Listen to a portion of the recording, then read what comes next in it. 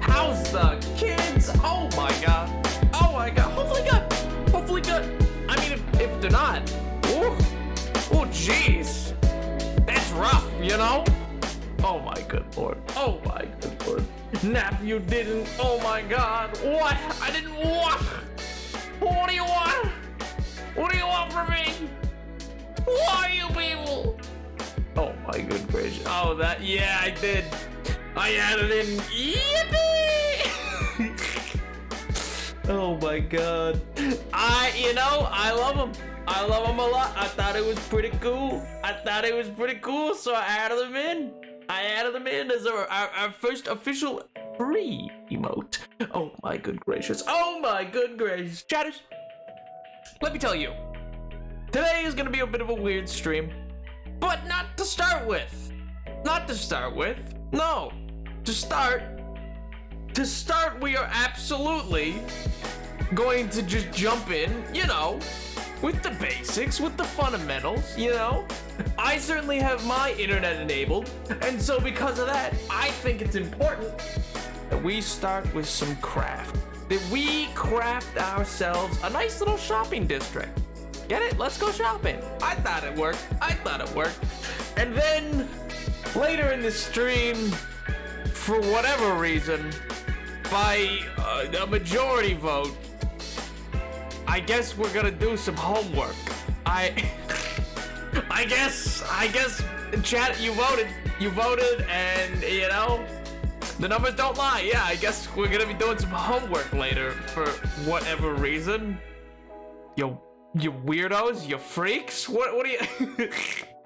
Wait, when did we vote? Oh, the vote was for the subscriber chat, for the sub chat. They get to vote on things. Cause it's an empire. And the rich get richer. What can I say? Was this in the subject? Yes, it was. Yes, it was indeed. That is where the vote was held. Where I put forward 3 options for what we would be doing today. I gave, the good old craft, the citizens need aid, we should continue to work. I gave the option of, something a little different, a little Friday stream going somewhere a little different with it. Or, I jokingly put down the idea of or I guess you could watch me do homework. Why did you pick that option, chatters? Why did you pick that option? It was the least beneficial option for any of us. Why would that be the option you wanted to go with? Yo, howdy chat, howdy lurkers, howdy VOD watchers, howdy nap. We doing homework? We will, I guess, eventually. Oh my god. So yeah, I guess eventually later in the stream, I think we will look into doing some of that. I thought, to start, we should still do some craft. It's in my blood. I need it for myself. And I don't want to do 4 hours straight of work. I don't think that makes for good content. I have been able to pick some decent things though that we're gonna go over. Mostly some videos. Because I think watching me read papers is like me just reading papers to you guys is not gonna get us anywhere. So I collected some videos, some that I don't have to watch necessarily for this week, but ones that do need to all be watched in time for my coursework. And so I was like, well, I can get some of those out of the way, Some are quite interesting. The one that I think will be most interesting to anybody here has internet celebrity Hank Green in it. Yeah, I know, right? Internet celebrity and internet darling Hank Green. Crazy, I know. So, yo, face, how do? Oh my god. I am doing fantastic, man. I hope you're doing well as well. I hope life has been treating you well, my friend. Love how he still has the white box. He really just is there. I wanted them to have the white box. I wanted them to. I didn't want it to be the translucent one. I was like, no. No, he's gonna have it. He's gonna have his little background. He needs a stage. He's a star. Oh my god. Neff, I would watch you watch paint dry. Oh my god. That's very kind, but that doesn't mean I don't want to make it decent content. Oh my god. Multiple people gave pity votes on weird and quirky or craft, but the numbers don't lie. No, I don't think Tiger or Killer voted on other things. I think both of them voted for Minecraft strictly. Meaning that, you know, they purely wanted the craft. What is in here? Just a whole bunch of seeds, some chainmail, 20 hunks of rotten flesh, 2 dire.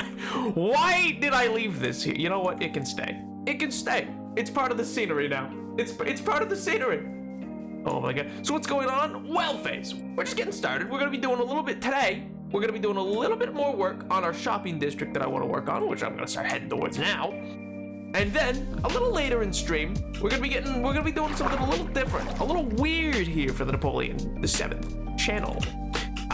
The Twitch sub chatters in the Discord, in their own little vote, held a little vote. I provided them 3 options, and they selected the stupidest of them, and wished to do homework later. So I guess we're all doing some homework later. Awesome, good for us, you know?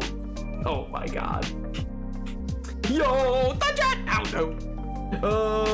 Nap, I'm seeing Cocaine Bear today. Oh my good gracious. Well, let me know how it is, dude.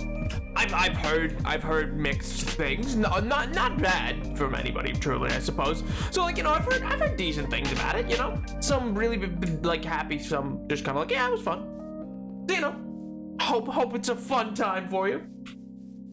Tiger and Kai were the only 2 people who didn't vote for homework or something. That's what it was. It was Tiger and Kai. Yeah, so there were people who just straight up, you know, took the vote seriously and voted for the one option they wanted.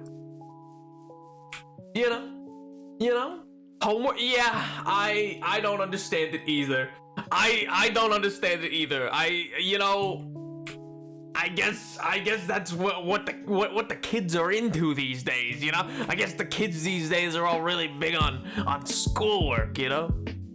For whatever reason. I will never understand.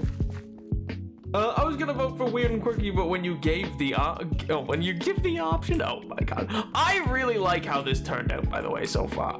You know, we need to add a little bit more to like the facade of it, but I'm a big fan. I'm not gonna lie. I think, one second, let me get up here. I think this turned out really well. It does mean there's gonna have to be some more terraforming behind it to bring everything kind of up and in line. But I'm a big fan, you know? I'm a fan of how this turned out. That needs to go up a couple more for that roof as well, I think. Though I might change it out. I don't know how I feel about the red. But yeah, I quite enjoy how this whole like little build vibe turned out. I think it's a pretty decent facade, and I like that it then goes up into that. You know, it's nice. It's nice. Yo, Mello, hello there! I'm barely late today. Welcome, Mello. I hope you're doing well. I hope you fended off the vampires enough. Oh, Tyler, by the way, yes, I did add Yippee as per your request. With a dick. Oh, Tyler, well, best of luck to you and the partner. Oh my good gracious. You know what homework is kind of fun? What homework is kind of fun? I swear to God, if you say math, if there's another math nerd in here. Oh my God. I'm doing pretty good. Read some Kafka on the shore. Yo, so I'm vibing. That's Pog, dude.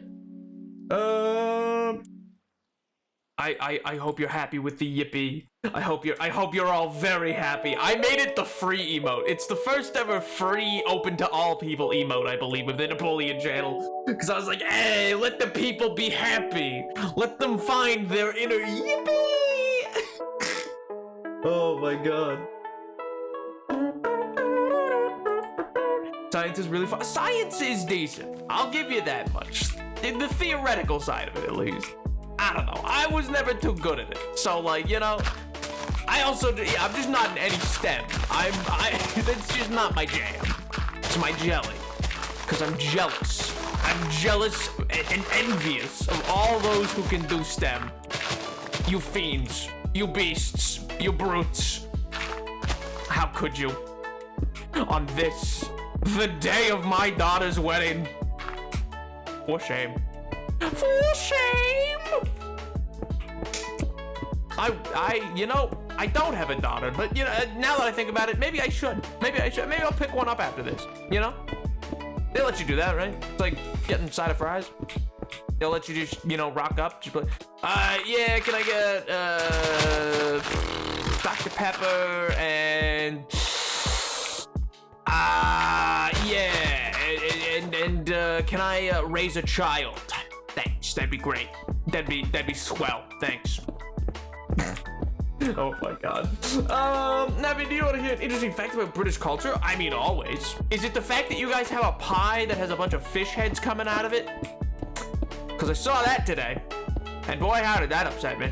I mean, I knew it existed already. I forget what it's called. I've seen it before. Just every time I see it, it upsets me. Every time. I'm a defender of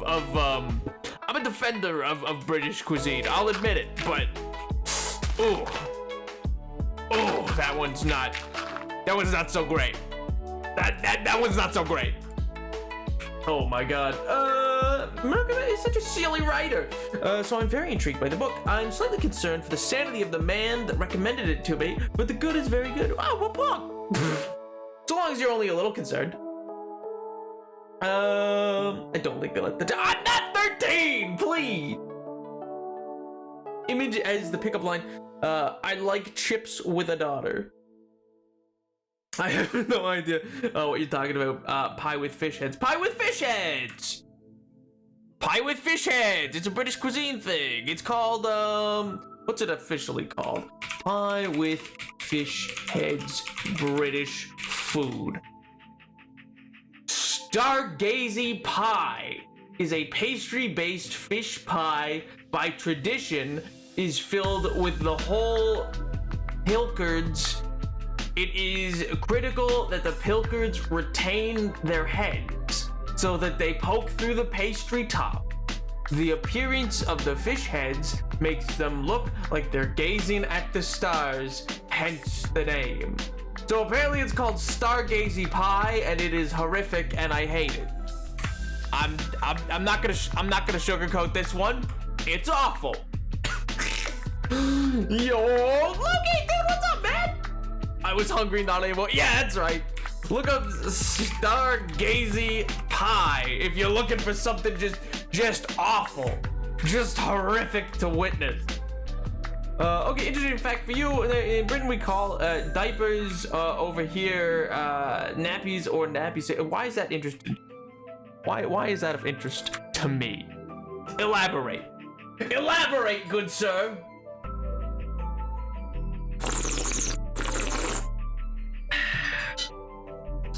It's actually not the slightest concern. I'm very concerned, but I admire the lad, so there's more respect than concern. You know what? That's probably the best way to have it.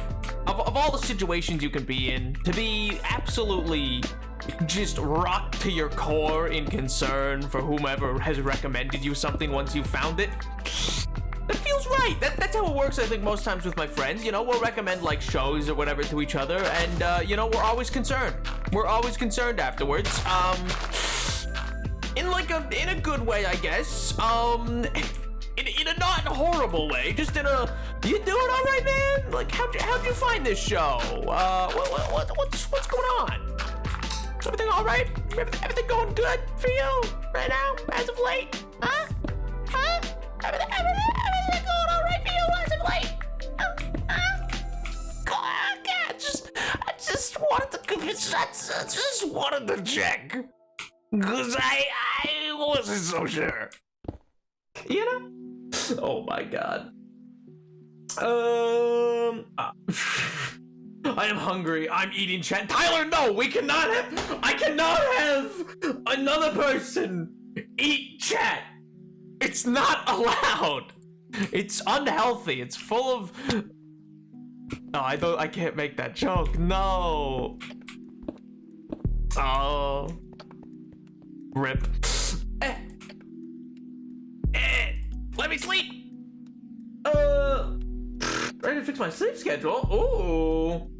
So I couldn't watch your stream. Rip the dream. I mean, I'm glad your sleep schedule got fixed, but then again, you're here. So did it? I mean, not I love having you. I'm just saying, did it fix? Did it really? I mean, you are here right now. I guess it's Friday. I guess it's also the monster nearby. What monsters? Is my sound off and that's what I'm not hearing? Like, is it? No. What monsters? You show me that should not count. That is so far away. That is so far away. There is no way that's the culprit. If that is, what monster? There are none. There are no monsters around. This is an outrage. Fine, we'll go to the up top one. That'll work. That'll fix it. You hush. You hush, whoever just made the groan noise. Nap, I recommend you don't watch this Twitch streamer. They're very fun. What Twitch streamer? Wait, me? You say you don't recommend me? Oh my god. Nap, you should be on Empire SMP, but instead of complex lore, he just writes French colonialism. Oh, sweet Jesus. The day I get on something like Empire SMP is the day that I can walk on water. So, you know. Oh my god. We're the friends we made along the way. In the wise words of the great philosopher, Gabby Hanna. What if I'm the monster? What if 'tis I? Then what? Yes. What if I'm the monster? Good lord.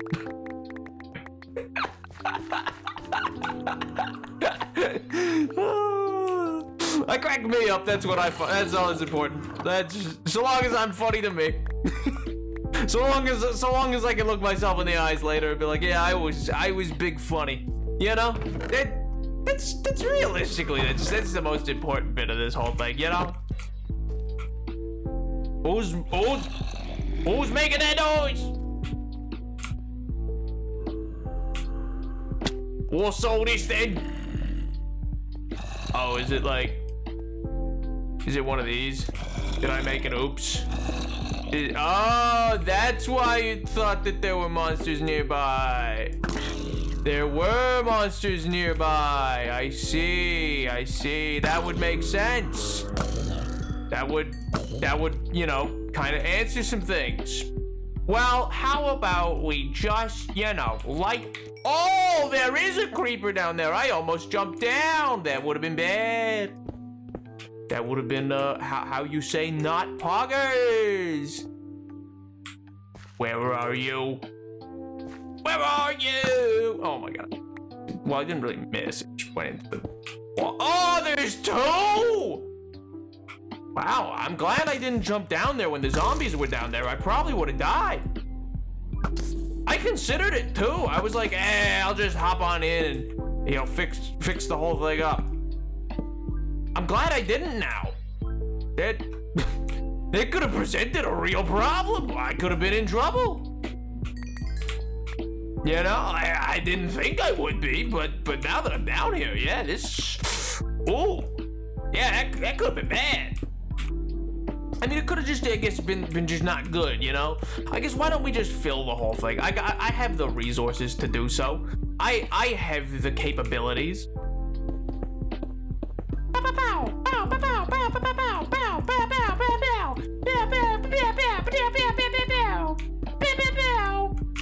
Alright, perfect. Bada bing. Bada boom. And GABA, and wait for it. Ghoul. Oh my, yeah, Fridays are different. Makes sense. In that /gen question, how the frick is this VOD going to work? What do you mean? What are you saying?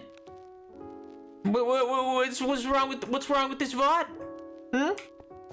What's gonna be wrong with the VOD? Nothing. The reason I thought you'd be interested, Nappy, is because I thought it was funny because subtitles call you Nappy, that actually means something completely different over here. I think this means, Grant, I think you're calling me a mean name. I think you're bullying. Yeah. Yeah, how about that? Oh my god. Are we comparing you to Jesus? No.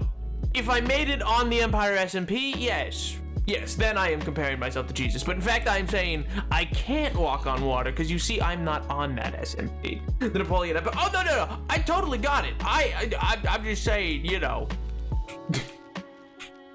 Not, I don't think I need to. Ah! Why? There's villains and brigands.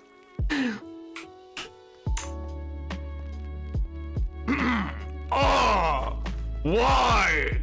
There's villains and brigands. I mean, that's what I meant to say. Nothing else. Not a different tone. Nope. Just that. Always that. It was always that. Always and forever, and don't ever tell me otherwise because it was not. The guy that recommended we camp on the shore was not may not be a friend of mine, but I will soon have a professional conversation with him. Oh, leaving holes for the baby zombies. Good. They need a home. They need a home too. Gonna do every Empire has a piece to make you a cameo. Oh my sweet. Yeah, hey, give this random who no one knows a cameo. Oh my sweet Jesus. Well, I mean, you'd be right there. Oh my God, why? Actually, we need food now that I realize that I just ate my last pork chop. It's not good. We should probably go get some cattle. We should probably go make some steak. We should rev up the barbie. Or something akin to that, you know? Or slaughter this chicken. I mean, get some food. Come back. Okay, you know what? I missed. He gets to live. I missed. He gets to live. That's a fair trade. That's just a fair trade. I missed. He gets to live. This guy on the other hand. Not so lucky. Not so lucky. Not lucky at all, actually. Very. Not the best. But oh well, you know, it's the circle of life. It's just how it goes. It's just the way it is.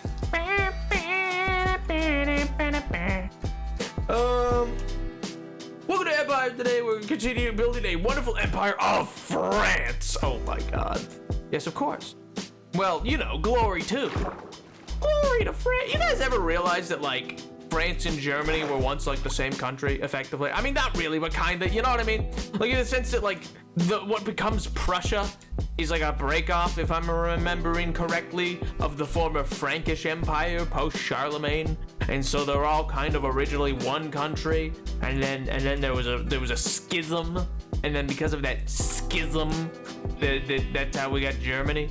Well, I mean, that's how we got Prussia, and then it was Prussia for a really long time, and then that became Germany, like, really recently. Like, the idea of Germany in general is relatively recent. Well, I mean, I guess even beyond that, like there's the point where it became the German Empire, but then that still, most people didn't think of it as Germany yet still. I mean, realistically, most people didn't consider or think of Germany or themselves as Germans on average until about, like, the 30s. In the 1930s. That's about around that, due to, you know, some nationalism that may have occurred.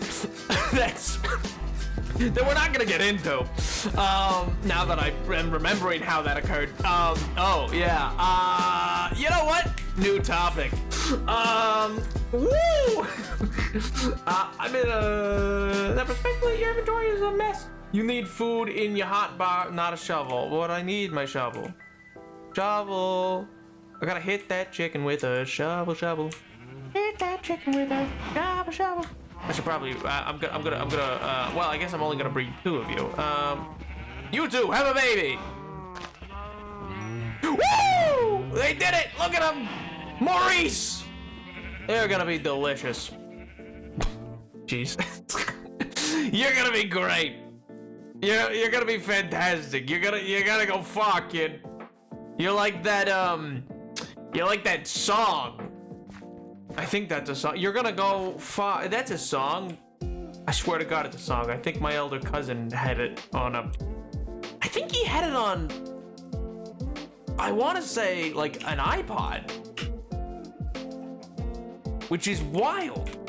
I can't remember, like, the last time I've even considered the idea of an iPod. They were very, like, I don't know, they weren't really my thing. I don't think I, like, got into them, really, is the thing.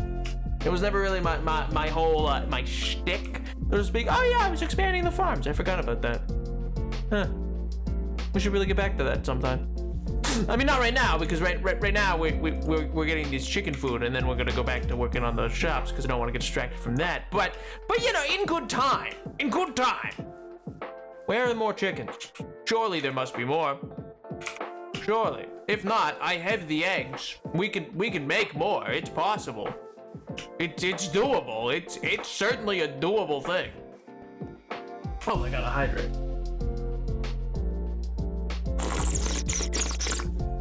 Anyway, but yeah, so there was a schism post-Charlemagne. Well, I mean, a lot post-Charlemagne, not like the day he died or something like that. But anyway, yeah, so that broke apart.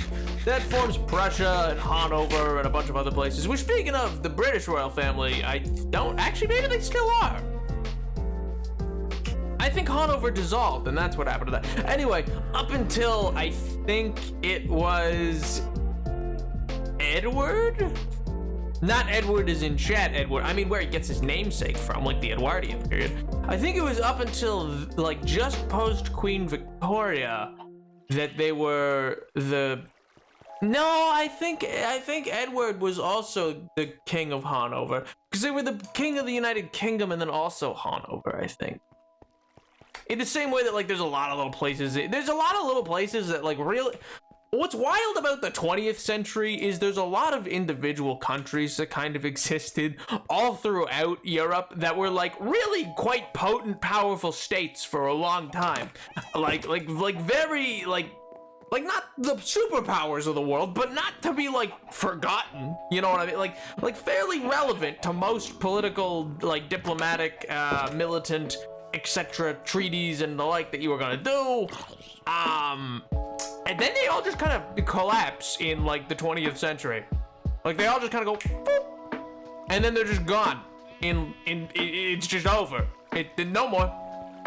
And part of that's because a lot of them were, like, swallowed up already. Like, they were already a part of, like, another empire that existed. For instance, there's a lot of different individual tiny states that were effectively client states or a part of the Austro-Hungarian Empire. I mean, evident with Hungary. Because Austria took over Hungary, and then that became Austro-Hungarian. But, like, the fact that which was also the Habsburgs, which if you're not familiar, the Habsburgs were, like, the royal family. Like, you know where we get, like, the whole, like, oh, royal families are all kind of, date each other, we'll say. They'll date themselves, etc. is how we'll call it. Yeah, you know, where we get all that is largely from the Habsburgs. They were, Oh yeah, they were icky. They were real icky for that one. But you know, it's peculiar, I guess, for the most part, simply because, well, they kind of just fade out of existence. I mean, they still exist. Like, the family's still around. They're still very rich. They're just not, you know, leaders anymore. Like, they're not like country king, like, they're not kings anymore, but, like, they're still landed and titled and to some degree, various degrees, depends on where, like, which nation you're looking at, but yeah, it's just like this curious little thing. I mean, I think it's curious. I think it's quite interesting to, like, examine how, you know, Europe and all these places effectively collapsed in on themselves through the processes of modernity and the like. You see how this is just a weird conversation, by the way? That's what I mean when I say I don't think that, like, schoolwork is a good topic for for streaming, man. This is just like a thing I'm rambling about at this point. I don't think this is like, oh gee whiz, grab the popcorn. My God, everybody gather around the fire. Old Napoleon's gonna tell you about exactly how everything shook out in the 20th century to cause the slow decline of all the former imperial powers of Europe. Like, oh my God. That's gonna be the most professional way to start that. Wait, which way? I may or may not start the go with sorted. That is gonna, you know what? That's a very professional way to start any conversation. That's how I start conversations with, I don't know, the dean. I got sorted. What's going on, man? You, what do you do all day, man? What are you doing? I cool, dude. Oh, yeah, no. Oh, yeah, no. I think it's a great time. All right. You offered it. I mean, fair, I guess. Oh my God.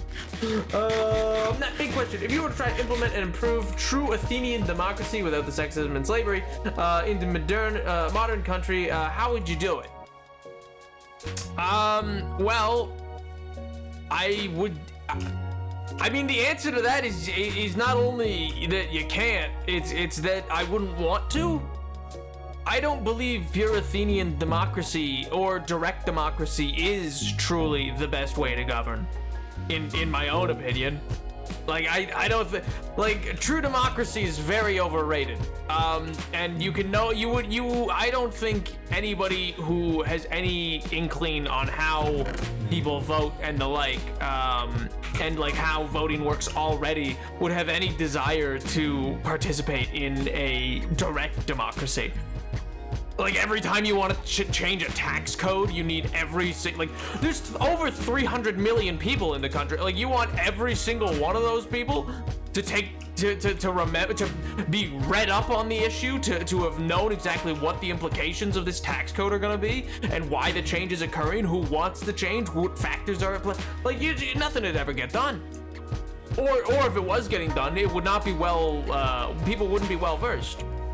I'm not saying politicians currently are perfect by any means. I'm just saying, you know, a representative democracy is demonstrably better than any sort of direct democracy that we could apply in modern era, because the questions we have to ask, you can't crowd poll, oh, should we nuke a place, or like you can't crowd poll something as minute as like everyone in the country or everyone in the state can't necessarily know or be the most well-versed on things. People are too susceptible to a lot of different issues and the like. Yeah, straw poll.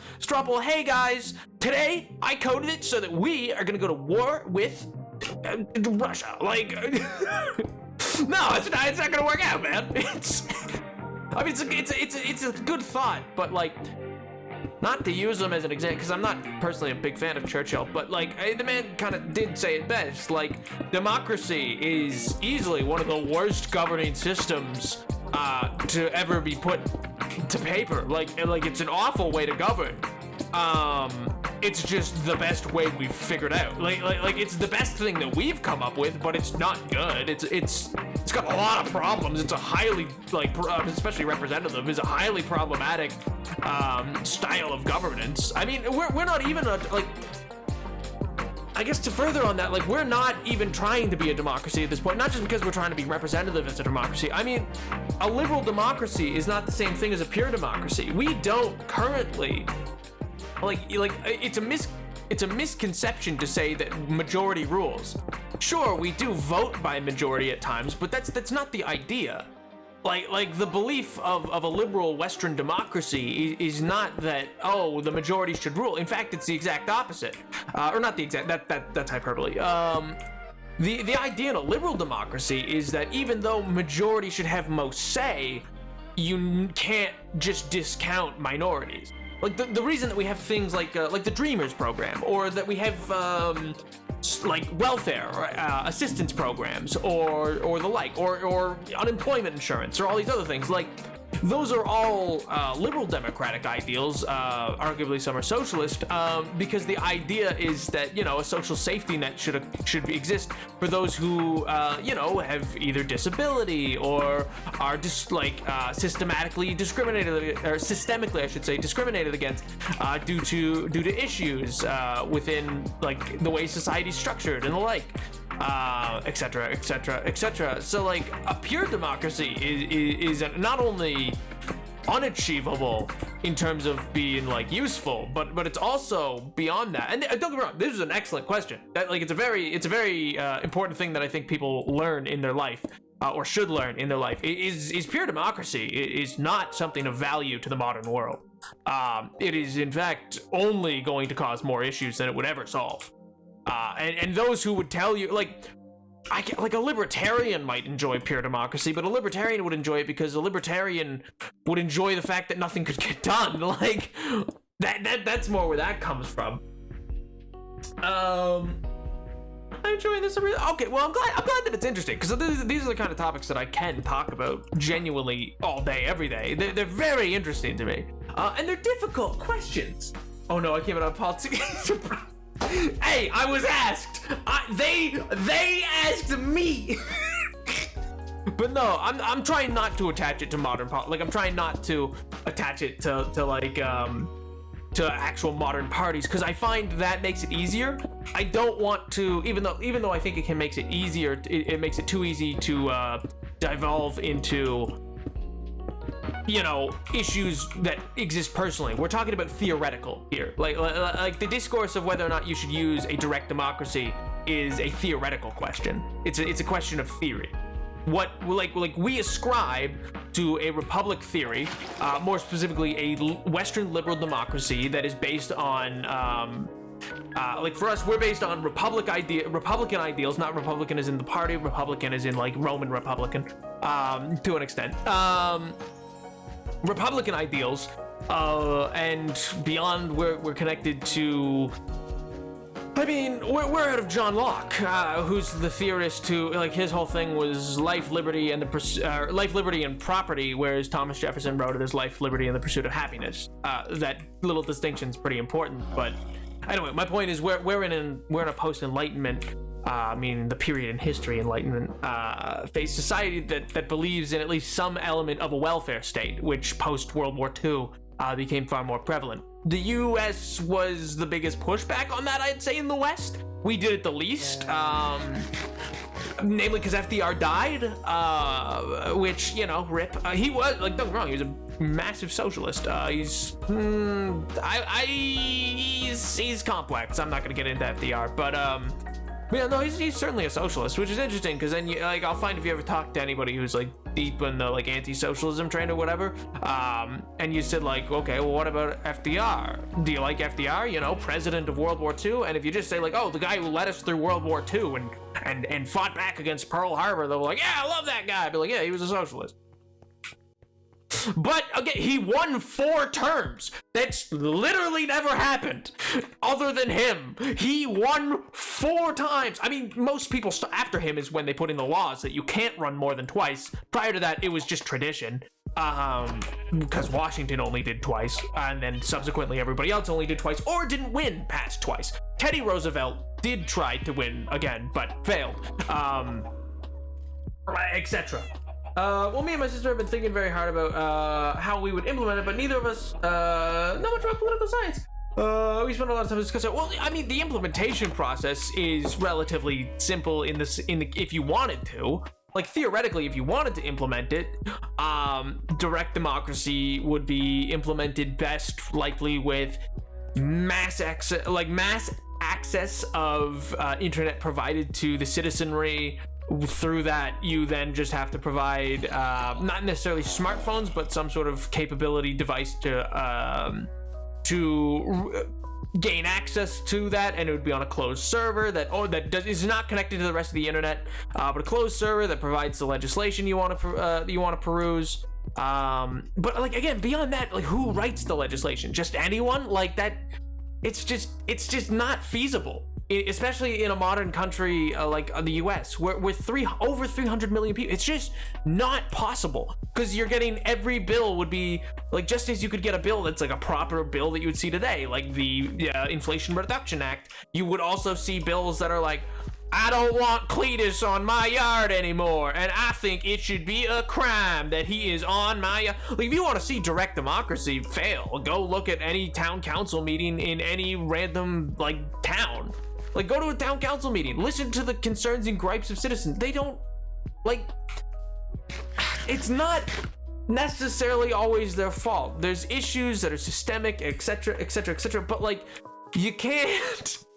Like, people don't know often the majority of what, like, they need to know to be able to govern. That's not a dig at anyone. Like, lots of politicians are idiots too. Politicians are not the people who understand policy. They don't. They're idiots. Like, a politician is just a charismatic, sometimes, charismatic to the right people, person, or the person who chose the right party to run for. Like, that's a politician. Some are smart, sure. You have some who are very well versed, etc. I'll tell you this much. You know who puts forward the most policy as in terms of politicians? Like, the most well thought out policy? The ones who aren't. And don't get me wrong, I love AOC. She doesn't respond much to her constituents, and she also doesn't actually put forward all that much policy, especially no policy that's actually ever going to get passed. And the reason for that is because she's always doing photo ops. She's always on newscasts. She's always being, like, her brand is her. And so she's always doing that. She's never, she's very rarely truly doing the work of a politician or a statesperson. Like, and that's not a dig.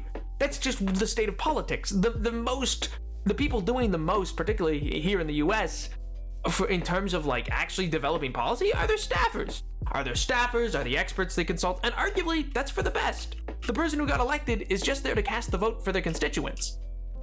Trouble is that there's a lot of money in politics, and they don't often do that. And that's complex. That's really complicated. Don't get me wrong. It's a very, very complicated thing. I am being reductive. Do not take what I'm saying as, like, the end all be all. Not that I think you are. You shouldn't.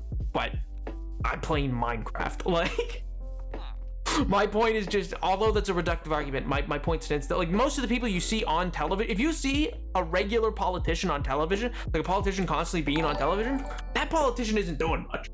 Yo, Lotus Goddess of the Moon, thank you so much for the follow. I appreciate it. And that's not a dig at either party, by the way. That is purely just, like, if they're on television a lot, where are they getting the time? Where are they getting the time to develop policy? They're not. They're not. That's just the case. That's a fancy username. It's a cool username, actually.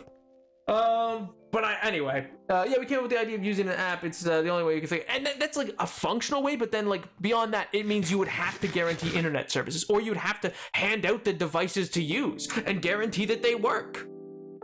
Like, and provide tech support to those who don't understand how to operate the device, and provide, like, etc. Like you would become such a bloated system just trying to cast votes. It's untenable, which is a 4-letter word that basically just means it's impossible. What do I want that to be? I'm torn. Maybe, you know what? Let's just do the white concrete. Actually, let's just do that. Yeah. I got some white concrete left. Yeah, that'll work fine. That'll work just fine. But anyway, chat, enough about the state of democratic rule. Oh my god. Okay, but it's a crime for Cletus. It's a crime for Cletus to be on my yard because I don't like him. Poor Cletus. No, but seriously, like, look at homeowners associations and the like. Like the things that people would bring up is like the worst thing in the world, and be like, we must deal with this issue. It would be the dumbest stuff. There would be no rhyme and or reason to any of it. It'd just be stupid. It'd be like, listen, I understand your grievances and issues on the topic, but that is not a concern to any of the other citizens. I tell you what though, Cletus, he's on my yard every day with his big Doberman. His Doberman, it uses the facilities on my yard. I don't want it to. That's, that's not good. I understand, but, but please, sir, this is, we're talking about tax code. Oh my god. What do I need? Oh, I need the red. I need this. I need red. I'm like Taylor Swift, you know? I need red. Loving you was red. Let me grab this as well, just in case. The idea we came up with, people only vote on things that affect them. So, small local problem, only local people would vote on it. Well, I mean, that's like, I understand where you're coming from with that, but that's not exactly how things function, per se. Like, it might seem like, and we do that in some cases, sure. Like, we want to build a road here, but if you, like, you could have municipal governments work that way. But if you're anything that's a federal issue, which, like, we're talking about direct democracy, it might seem like it doesn't matter to some people, but often we don't realize what doesn't matter to people, and that's part of the job of legislators. They need to work to figure out all the sides of an issue. Maybe it sounds good in theory, but we can't embargo potatoes from, I don't know, like Kuala Lumpur, because even though they don't grow potatoes there, but like, we can't embargo those because that'll cause an issue with the IMF, and if we have an issue with them, then yada yada yada, and or that'll affect the cost of oil in this place, etc. Hello, Luna. How goes it? You come in at a very interesting time. We've been we're discussing, for whatever reason, we're in the midst of discussing the setup of various political structures, because, I don't know, seemed fun, I guess. So, I hope you're doing well. I hope life's been treating you well.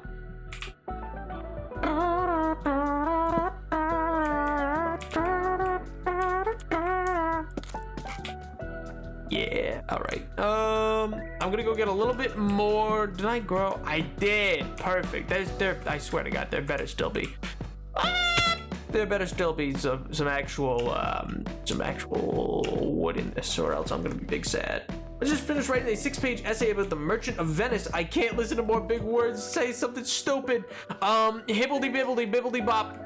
Hickory dickory dock. I run up the clock, and never mind. Hickory dickory dock. That's all I was gonna say. What, you don't know the children's nursery rhyme? You know, hickory dickory dock, a mouse ran up a clock. The clock took 12, hickory dickory dock. You don't know that? You never heard that? No, just me? Okay. 2 + 2 is fish, actually. Get good. Get obliterated, liberals. Good lord. Shakespeare is ingrained in my head. Fair. Did you guys know that like, there's so many phrases from Shakespeare that are are his own invention? Like, for instance, like, what's done is done is from Macbeth. Like the idea, like this statement, like, what's done is done, and also things like double bubble boil and trouble, like that's also from the witches of Macbeth. But like something as normal as just what's done is done. Is not a phrase that was formerly used, or the word eyeball or torture or like all these other things. Like, there was words that were obviously used to describe these acts prior. It was just not something that, like, you know, that word particularly for it didn't exist. Do not say get good liberals ever again. What if I do? What if I do? What about it? What if I do? Here's where you all learn that secretly this whole time, I've actually been, I don't know, a right-wing pundit. In secret. I'm a Tory. This whole time. I called Sam a Tory once. I obliterated this man. I think it's just conservative, right? I think it just means conservative for the UK, but boy, did he not take it well. I don't think he was too happy with that name. I was like, oh. Yeah, see, exactly. Do you all like axolotls? I do. I have 3 in this world, actually. I have Mount, Saint, and Helena. That's what I named them. they're back in my old house, way back. The old house. Oh, they're back in the house. Well, I guess it's not really a house. It's more of a castle. It's back there. It's my house.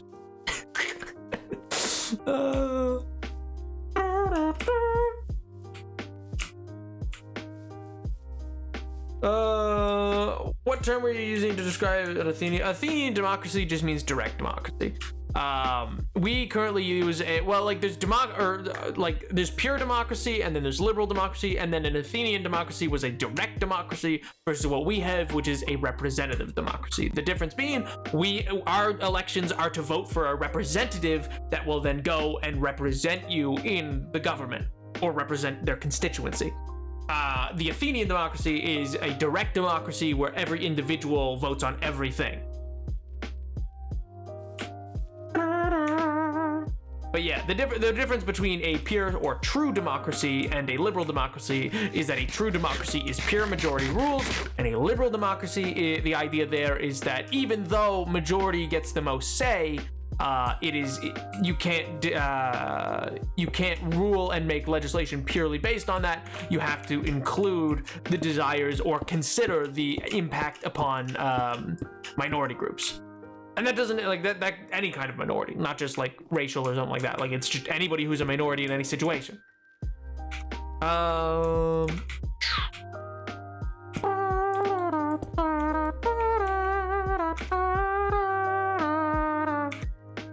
I need more stone.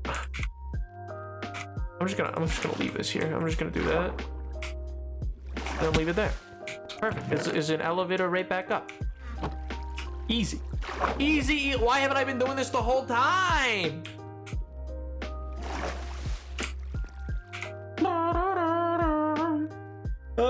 Correct me if I'm wrong, but he also invented the phrase, let me play the fool in a pickle. Yeah, I believe so. No, I mean, yeah, I think he's like, William Shakespeare is personally credited with some, like, I think 3,000 plus common use words. Dude's cracked, I guess, is the way to describe it. Dude really, he's cracked. That's I choose to describe him that way. Good old Bill. I love me some Bill Shakespeare. But yeah, like he's insane. I mean phrases that are so commonplace that like most people just assume they've always existed are all just because of old Bill.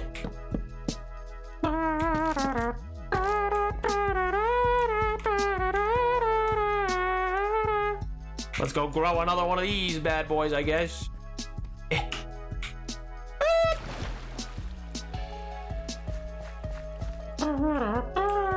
Yeah, no, axolotls are so cute, dude. Aw, man. I want a blue one, man. I want a blue one. Is that too much to ask for? I need to go get more bones. I need more bones now. This is the worst day of my life. Old Day Ninja Bro was cranking literary 90s. Oh my god. Yeah, it's true. You know, there's a direct through line between Ninja and William Shakespeare. Oh, I can feel my English teacher rolling in their grave. I don't know if they're dead, but I like to think they are. Anyway.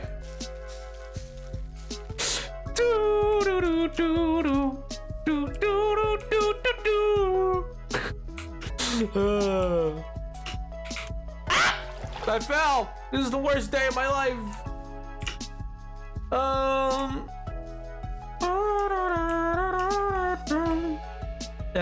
And like my sister did. Oh my god. All the colors that come in, and I wish they would show more colors as well in the bucket. Ooh, that'd be. Oh, is there a mod for that? That's so cool. I didn't know that. Oh, come on. Why? Why do you do this to me? Oh, SpongeBob. Why? I guess we're just doing this the old-fashioned way. We're just gonna build. Like some schmucks. I'm just gonna build up to it. God. feel like such a lame-o. And there was only 4 blocks in this whole tree. Are you kidding me? Okay, there must be more up there. There simply must be. This would have disintegrated by now. Otherwise, therefore must be. Oh, I broke the thing I was on. Oops, my bad.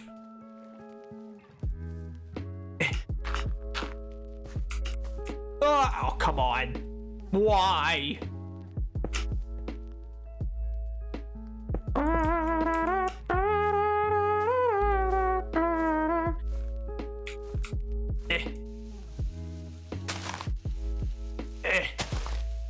Let me in. Oh, there we go. There's probably the wood. Well, there's more in here too. That's great. That's awesome. Yeah, that's perfect. Yeah, perfect. Awesome. Oh, it seems like it's disintegrating now. Gee, willik. Pop, pop.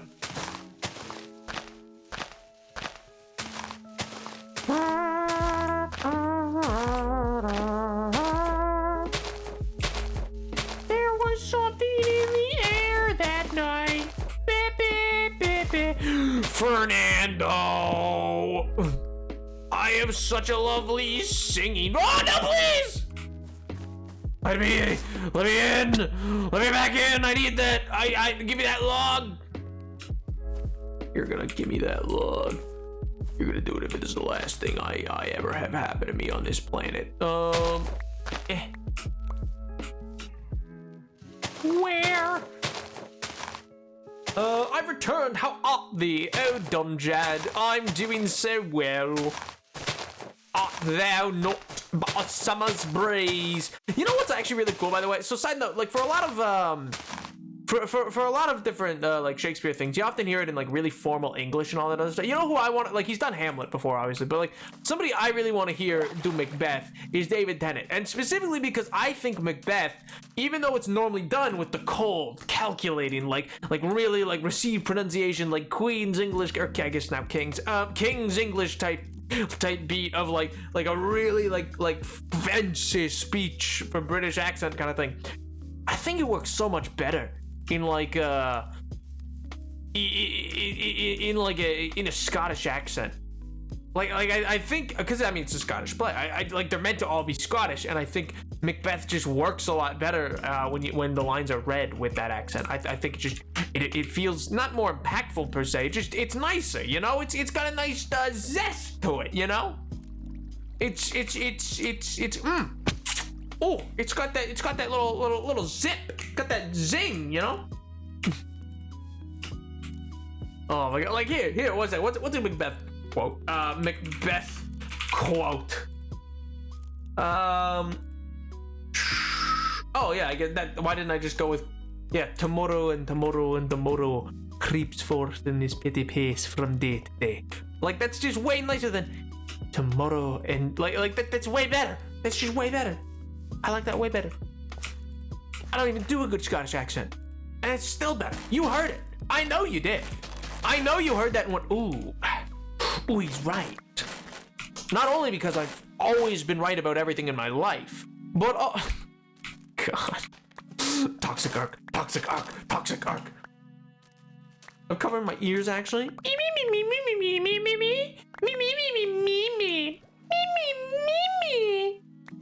SMH chatters. SMH. Oh my god. For making a comprehensive list of books I want to indulge in, the list now contains 59 books. Oh, what are you most looking forward to out of the list? Like what's the number one? What's numero uno that you're like, ooh, I'm jumping to get to that one. That one's that one seems real good. Is there one? Is there one in particular that you're like, that seems delectable and tasty. I would love to get my hands on that book.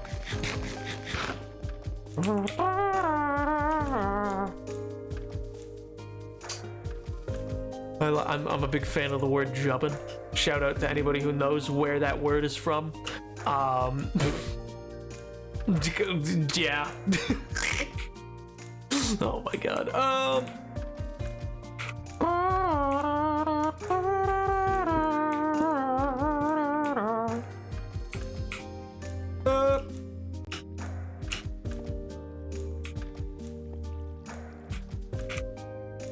I guess there we can.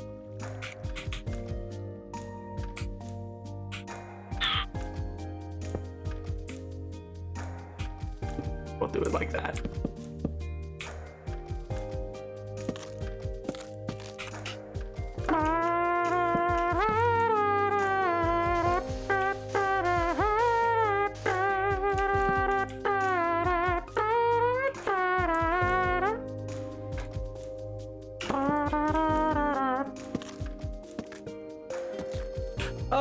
Chuckle sandwiches. Let's go. Let's go. I am goosing to hear some more references. Let's go. Oh my god. Let's get some chucklers out there. Get some chucklers. Oh my god. What are you two talking? What do you mean? We're just both chuckle sandwich listeners. We're both love you to death. You know. we're just goosing for some jubbing, you know. Oh my god. Cannot choose between my darling babes, but mostly the sailor who fell from grace with the sea, the jumper, crime and punishment, grace or wrath, and mumbo jump. The YouTuber? Mumbo Yumbo? Audio listeners, love you to death. Oh my god. For real, for reals. Man, oh man. R.I.P. Charlie Slimesicle, hardly knew ye. I love that podcast. It gets me every time. Oh my god. I made a mistake, chatters. Okay, so listen. Normally, when I'm at the gym, like, I don't ever listen to anything that's not music. I just listen to music. I have my playlists that I want to listen to for depending on what kind of workout I'm doing. I'll occasionally listen to something that's like I need to get through it for like class and I didn't do it. You know, that'll happen. Yo, Stargirl Green. That sounds like a wonderful color to paint a room. I'm not gonna lie. that sounds like a, you know those paint swatches you get? That sounds like a cool paint swatch. It'd be like a glittery green. Yeah. Ooh, but would it be? I can't decide between like a forest glittery green or like a more lime kind of glittery green. Oh my god. But how goes it? Hope you're doing well. Hope life's been treating you well. I need to make more red wood.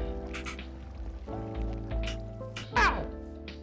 But anyway, normally I'm only ever listening to music. I don't mess with anything else. Why would I? Why would I? Music is right there. It's perfect. It's ages, you know, tale as old as time. You listen to music, you work out. You know, that's just the way that it works. That's the way it works. It's the law. I don't make the law. It's just how it is. Not the YouTuber, of course, but the actual book that was written by. Nah, I think you're gonna read a book about like a book specifically about how Mambo Yumbo does things, you know? Hello, I'm Stop. You can call me Angel or Angel Dust. The gentleman transgender kid. Yo. Look, Undertale, Has-Been Hotel. I'm not sure what Has-Been Hotel is. And everything Parkland. I also love drawing. Yo, Pog, dude. Do you have a particular style you like to draw in, or are you just like are you big on like digital drawing? Are you big on like pencil, like charcoal ton drawings? Are you big on like specific types of pen? If you could draw with ballpoint, that's just impressive, in my opinion. It's like the type of pen that's not designed for drawing per se. Why? But anyway, I always listen to music. That's just what I listen to, man. But the one time I made the mistake, Party Cat, was I thought, you know, I'm gonna listen to Chuckle Sandwich. A new episode just came out. Why not?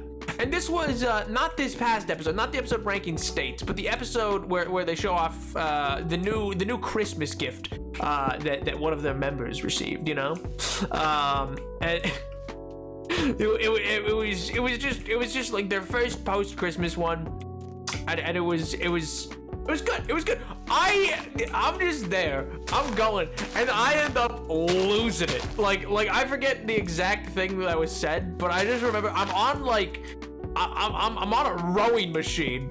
I'm I'm like 2,000 meters in rowing. I'm like tired, and I just start laughing like it was one of those laughs that like you don't control.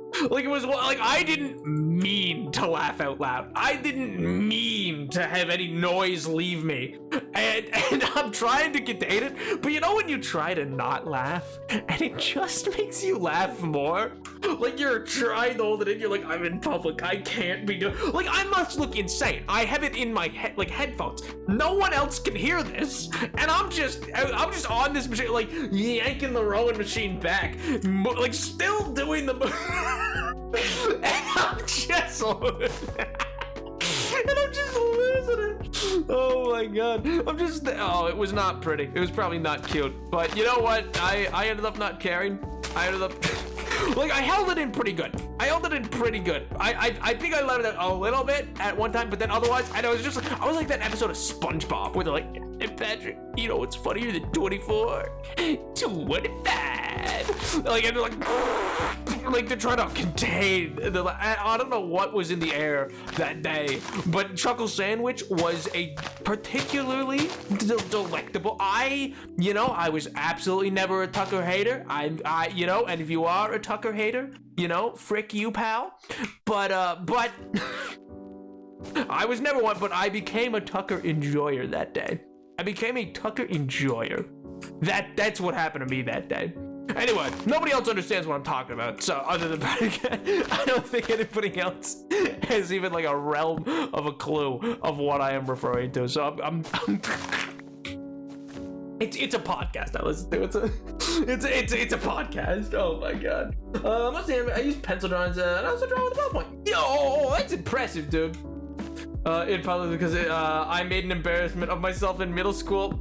Why? Because you were laughing in public to a wait. Oh no! Did people make funny? Oh, that sucks. That's stupid. I mean, like I must have looked weird, and I think ruined any chance of anybody there thinking I was cool. But like, I mean, no one should bully anybody over something like that. That'd be stupid, and bullying's bad. Swear to God, chatters. You better not bully. You can bully me, I guess, but only in good fun. And anything else, not allowed. Not allowed. I'll find you in a video game. I'll find you. That's all I'll say. I'll find you. I'll locate you. And I'll have a stern talking to you. I'll give you a stern talking to.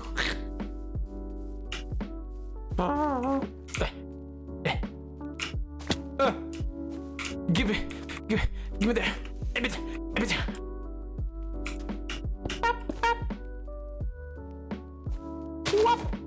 Perfect. Oh man. I'm getting a lot of Twitter notifications right now. Oh my god. I left it. Didn't realize I was humming out loud in class. Yeah, that happens. That can happen to the best of us, Bullying decidedly not progress. So true. Yo, Dragoncorn, how do? Found a mangrove swamp. Oh no, I'm just growing mangrove trees. We found a mangrove swamp forever ago, man. I want to say November. We found one in November.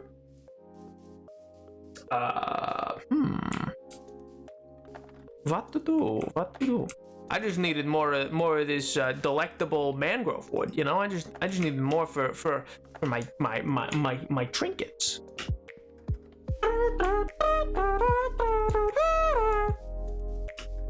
Wow, I must have missed that. It was in a random stream, to be fair. I don't think it was ever like really talked about too much. It just kind of occurred, and people were like, oh wow, okay. I don't think anybody was like, oh gee willikers, I can't believe the Napoleon VII found. Like, I don't think that ever happened. I don't think anybody was ever that worried about it,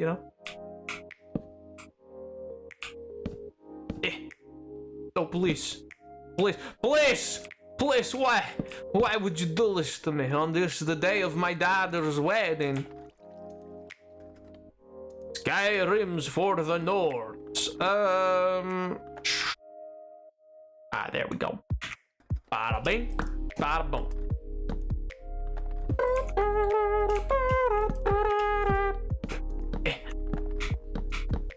You know what? Jarl Balgruuf, not a good guy. kind of hate them. I've never joined the Stormcloaks, and I never will. They're the worst. Wait, did I just say Balgriff? I don't think I did. No, not Balgriff. Not Jarl the Balgriff. If he's the Whiterun Jarl, then no. Oh yeah, no, not Balgriff. I love Balgriff. Whoever the leader of the Stormcloaks is, whatever his name is, wannabe High King. Hate him. The worst. His revisionist history, you bought them off, Elio. No, there's a whole stream. We found a mangrove swamp. What do you mean? We found one. We went out, we found one. I almost died in it, and then we went out, collected taxes. What do you mean? So bad. It looks so awful, but in all the right ways. See, the problem I have with it, I think, is just that like it's about a real life story. So I'm like, oh, that's sad for that bear. I feel bad for the bear. I'm like, oh, you got a little grumbly tummy. Oh man, that's not fun. Never fun when that happens. So I feel like a little bad for the bear because I know it's like a real life story where I'm like, oh man, that sucks. But also, you know, I'm sure it's just a dumb little movie. I'm sure it's fine. I think Tyler said earlier that he's going to that actually though. So that's pretty cute. It's pretty cute. These pretty buggers.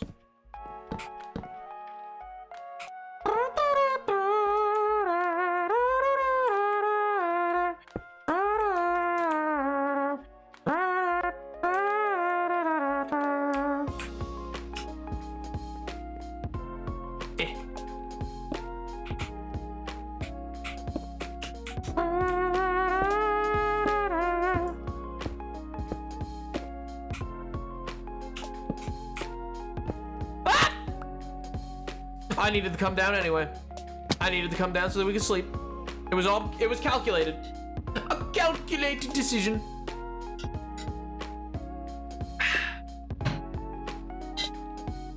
You did buy Moss off Elio. Yeah, I bought Moss from Elio, but I didn't buy the mangrove swamp trees. No, we went to a mangrove swamp. We found one. It's full of mud. That's why you screech. Yeah, it was a screech of calculation. Is that not what you guys do? That's what I do in math class. I go, ah! and then I as I type in the numbers onto the calculator. Is that weird? Is that you guys don't do that? No. You guys are freaks. You guys are little freaky deakies. Not like me. Not like me. I simply understand what's necessary is what I get it, you know. I just like I'm just comprehensive, you know. I think this is gonna look bad. I could be wrong. I think maybe this ain't. I think maybe this ain't gonna look great. I'm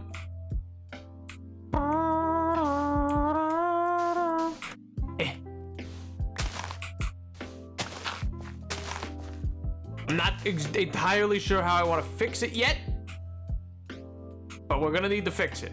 That part is pretty clear.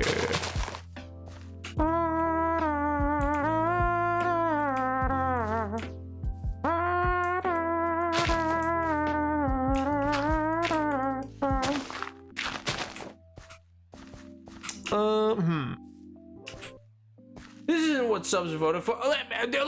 Listen, Joker. Here, Joker, please, 1 second. You know, here. Just wait. Don't judge. Don't. Shh. It's fine. Here, shh. Just wait a second.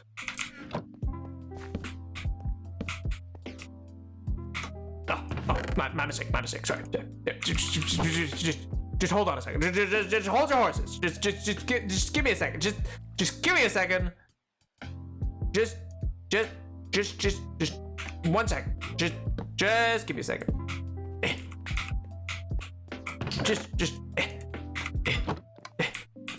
Joker, have a seat. Have a seat, Joker. Have a seat. There we go. All right, yeah. So you see, Joker. We'll get to it. You know. We're gonna get to it. We're gonna get to what the sub's voted for. But you see, right now, we're just gonna play some crap. We're just gonna play some Minecraft. You know, we'll get to it. We'll get to it. For some reason, you wanted to do homework, but Joker, right now, Joker, right now, we're just playing Minecraft. Will we get to it? Yeah, we'll get to it. Yeah, I think so. Some of it, maybe, probably, hopefully. But anyway, Joker, I'm glad we had this conversation. We kind of set up in the middle of the street. Joker, we kind of set up in the middle of the street. I'm gonna have to remove all this. You know, it's not the code.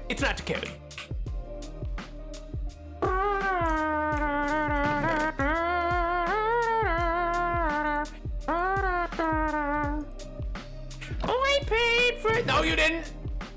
Don't you go around spreading falsehoods. No, you didn't. No, you didn't. No. No, you didn't.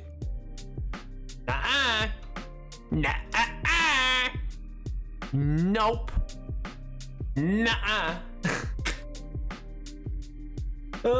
gonna do my silly physics homework. Bye-bye. I'll see you, Dungeon.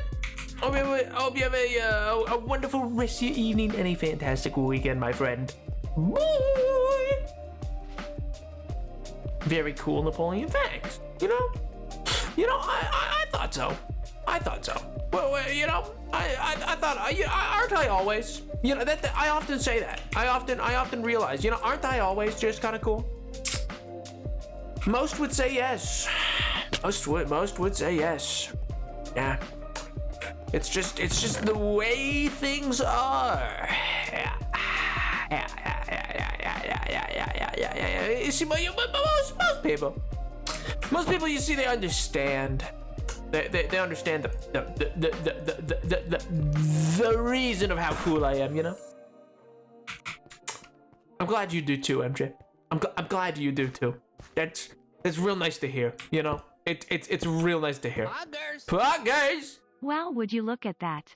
A paid sub. I had a different message planned, but now look at what you did. Also, can't believe you're lying to your gods. Where's the homework? No. Where's the assignments? Listen. Nowhere to be seen. Listen, Tisk, you're not. tisk. No, there's no tisk. There's no tisk. I mean, first and foremost, thank you so much for 19 months, dude. Oh my good gracious. But secondly, no. Hold on a second. Nowhere in the sub platform does it say that the results were a guarantee for the full stream. You know.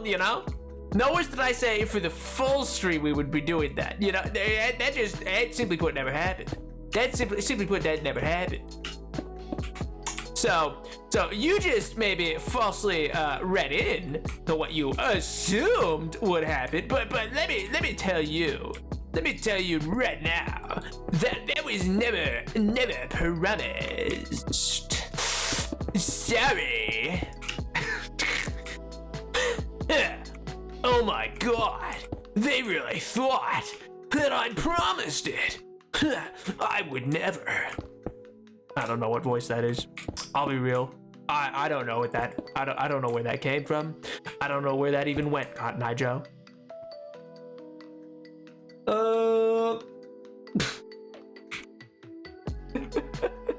I have tweets that get a lot of attention. Help! I don't know how to deal with this. I don't know what that means. It's never been me. Couldn't be me. I've never had a tweet get attention. I don't know, pal. Ride the wave. Ride that wave. You know? Enjoy. Live La Vida Loca. Twitter's one of those odd little places, you know? One of those odd little places. Sometimes it's boggers, sometimes not so much. It all depends on the way the wind blows.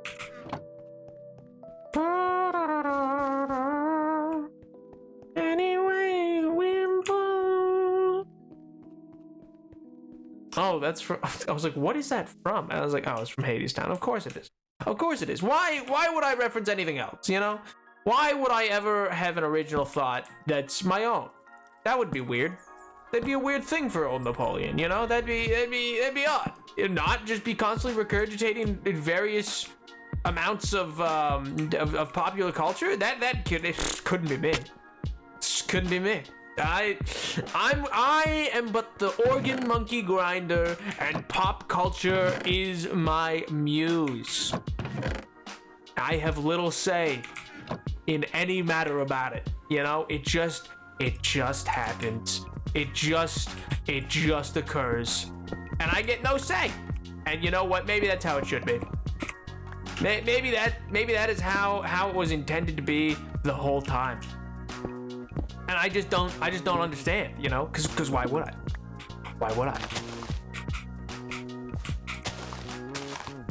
Ooh, no, I need to I need more leaves. There.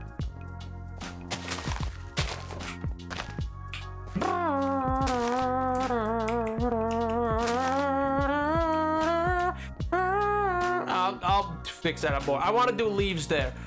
Is why I'm placing those there. Unique thoughts. That's for outside of the singularity.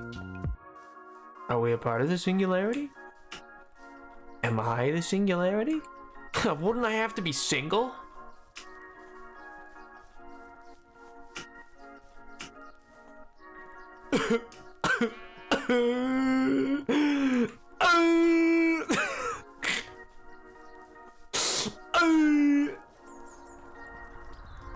It's fine.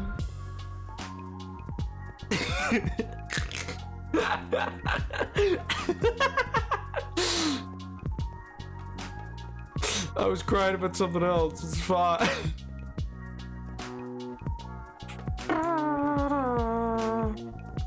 That was a little thing called sarcasm. It was just me doing the big funny, you know? Just a little bit of sarcasm. Yo, killer. How's it going, killer? Anytime I talk to you, killer, I feel like I'm in the 1950s. Like, hey there, killer. Easy there, killer. Like, you know what I mean? It feels like in my mind, it feels that way.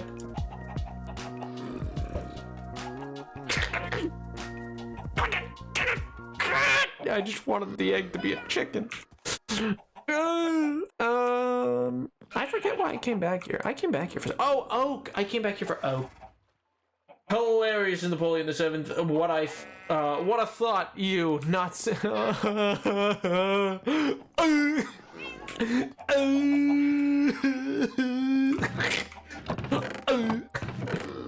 You were mean to me. Oh God. I was doing a little thing called lying. You know, like a liar. I'm so villainous. I'm like the hit card game, Villainous. I just want to play the game Villainous, but none of my friends want to play the game Villainous. I'm gonna play the game Villainous with chat. I'm gonna be like, all right, your turn. Oh my God.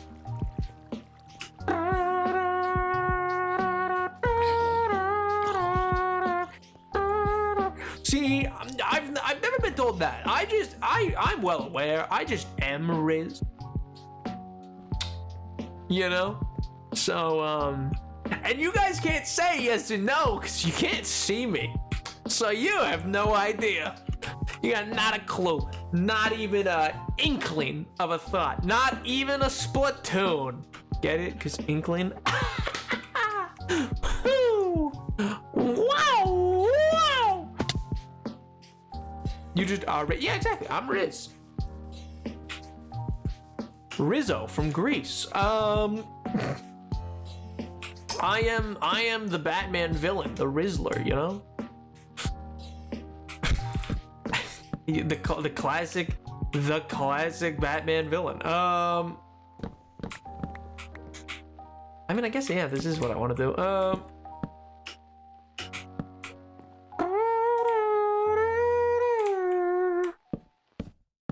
You know what? Maybe I just want to do it that way, and I don't want to. Maybe I don't want these.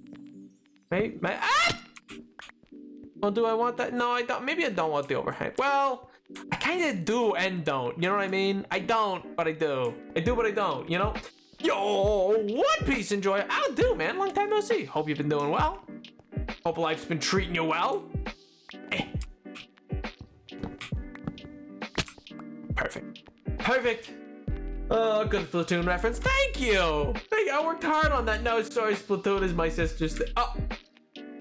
Well, hell, man.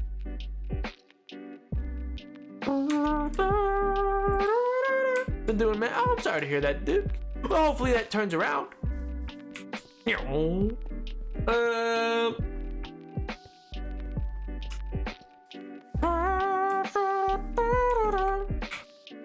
Would a button work? Would a button assist me in this issue I face right now of this weird end cap?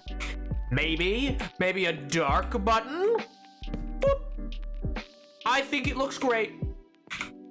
I need more of the blue wood stat. But to do that, okay, I have the mushrooms, but I need the thing to I have the mushrooms and the thing to grow them on, but I need the bone meal. No, I don't. I have this. Oh my god, life is good. Oh, perfect. I made me some chicken. Ooh, what kind? I mean, like, how'd you spice it, I guess I should say. Did you do it like a kind of like, I don't know. Is there a particular style? Like, did you do it fried? Or I guess in terms of spicing, did you do it as more of like a Cajun style? Did you do it as like a, more of a barbecue style? Did you just throw a bunch of spices in a pot and call it a day? That works too. You know? Spice is nice no matter what.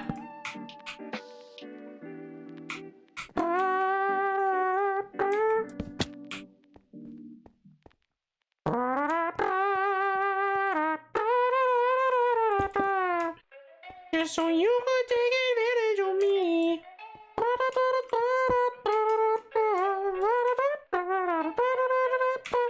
You know what? Where's the jazz remix of that song? I hate the word Riz so much. I just don't like the sound of it. Not because of the meaning of the little word. See, Pog and its full version Poggers just sounds nice. I like it, but this new Riz? Nah, yeah. Kids these days, am I right? Oh my god. I mean, I don't mind it. I think it's funny enough. Kind of like dog. Like he's got the dog, you know. Like both have their comedic value. Just frozen chicken. Like stuff you buy for Sam's. Yeah, I'll do it. Nothing wrong with a bit of frozen chicken. I'm just gonna need to make a bunch of stone brick. That's all I need in life right now. I just need a lot of. Oh my god, I should sit up. Oh god. Well, yep, I probably shouldn't have been as curled into myself. It's not good for me. I don't know why I do it, man. It happens. What a crack. Hey, I'm glad the mic picked it up. gotta give him the good old, crunch. Relatable back cracks. I try. As the influencer I am, I try to be so relatable, chatters. I just try to be so relatable, you know? So relatable and pug and cool and awesome, you know? I guess the shovel can leave my inventory for now because MJ doesn't like it. I guess. Eesh.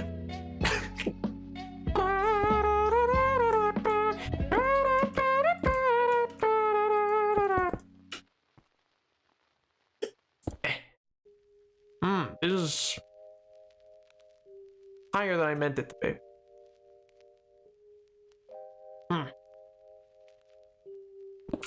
We'll take it. We'll take it down a few. We'll take it. We'll take it down a little bit. We'll take it down to here.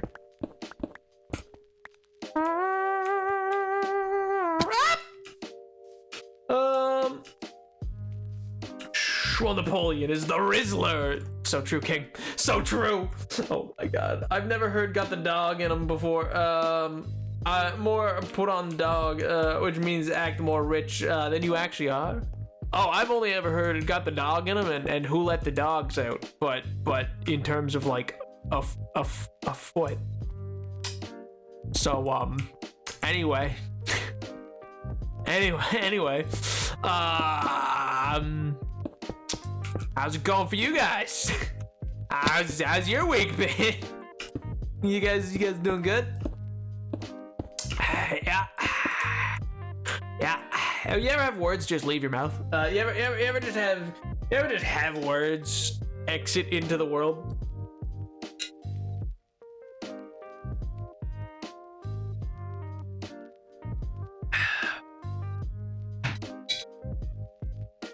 I'd rather have food so you don't starve, but regardless, who needs food? Photosynthesis. You know? Just photosynthesize. It's easy. Just do it. Just do it, you know? Just stop not photosynthesizing and photosynthesize, you know? I assume that's the word for it if it's the act of doing it. I don't know, but yeah, I wouldn't be surprised.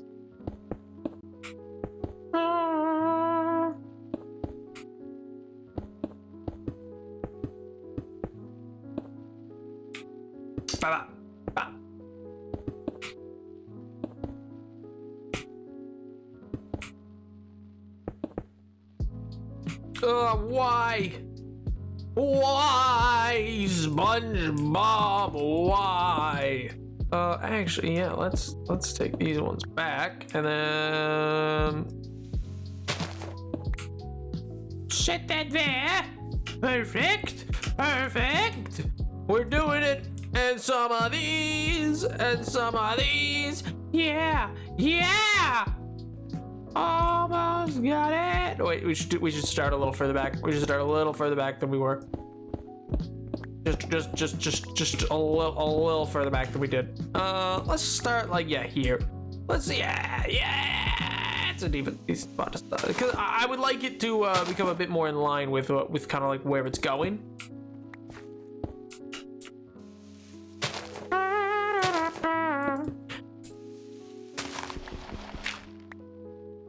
And some of this, some of that.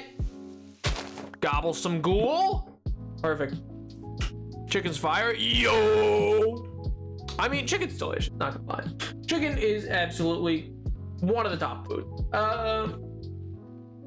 Nap, that's called speaking. I meant unexpected, like you speak without thinking. You know what I mean? I meant like, you say things and then you didn't mean to. You're like, and then people go, what? And you go, oh, I didn't mean to say, I meant something else, but I said, and they go, well, then, you know what you said? And I'm like, yeah, that's not what I meant. And they're like, well, that doesn't really matter, Napoleon.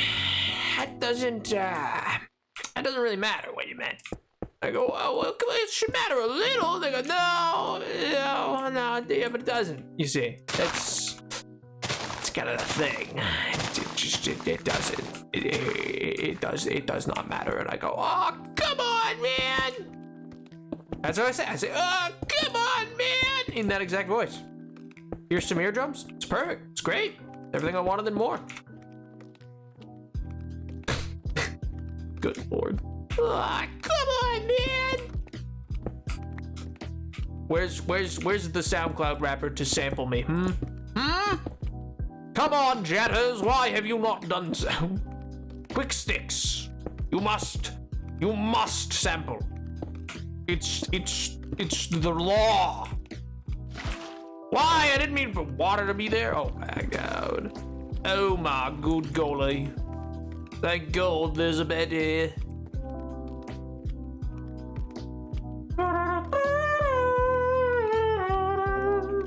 you actually think sometimes? You know, every on occasion. Usually it's on a third Thursday, but you know, like sometimes more. Sometimes every second Thursday. It's pretty impressive, actually. You know, if I do say so myself, it's pretty impressive. Yep. Oh man. You know what I was learning the other day, by the way? I was learning that, so like, how many of you are familiar with the concept of Live Aid, which was like a concept that occurred? Like, you've probably seen like a clip from like when Queen played at Live Aid. Yo, it's Mochi's. Thank you so much for the follows, dude. How do? Have you ever had Mochi? And or did I butcher your name and it has nothing to do with Mochi? My bad. But if you have had it, is it any good? It's like a little, I know it's like a dessert kind of thing. It's like a dessert type thing from Japan. But I feel like I've never actually had it. I've seen it, like it's been on, I just don't think I've ever been in a restaurant and been like, yes, bring me the dessert menu. Have any of you actually ever, like you didn't go in for dessert, like I've gone places and ordered dessert because I went there for dessert. I don't think I've ever been at a restaurant and been like, yes, bring me the dessert menu now. Yes, thank you. They're like, and anything for dessert? I'm like, no. Are you crazy? No. I'm fine. Go away. I don't think I've ever actually used a dessert menu at a restaurant. Like, ever. Not once. Maybe like at a diner once. But even then, it was just kind of like, well, yeah, I guess that'd be cool as like a thing. But like otherwise, no.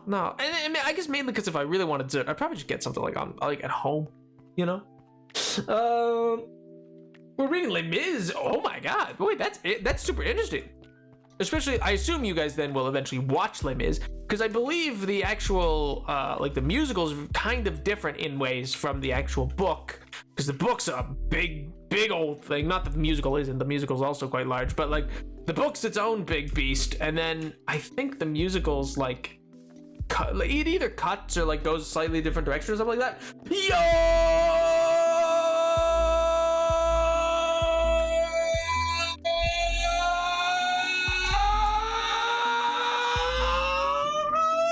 Oliver.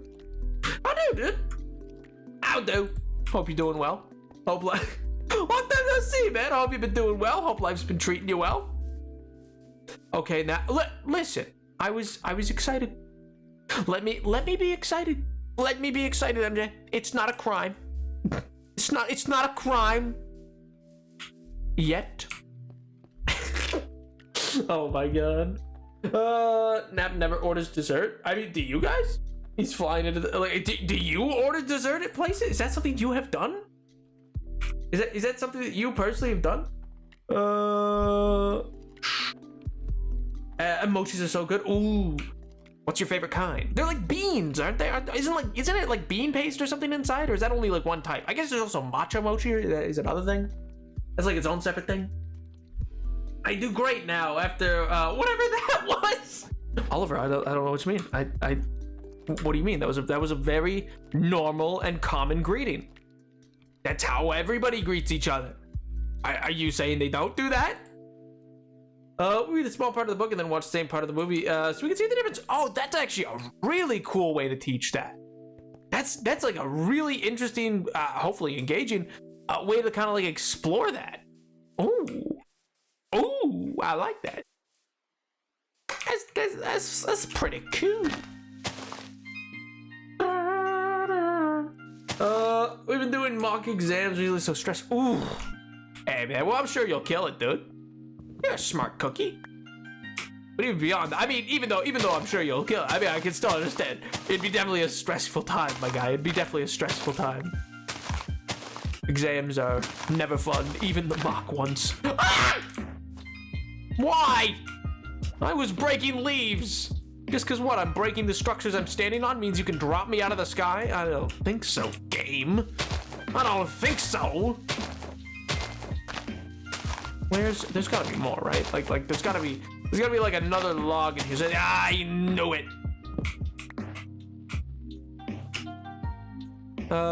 Is there more this way?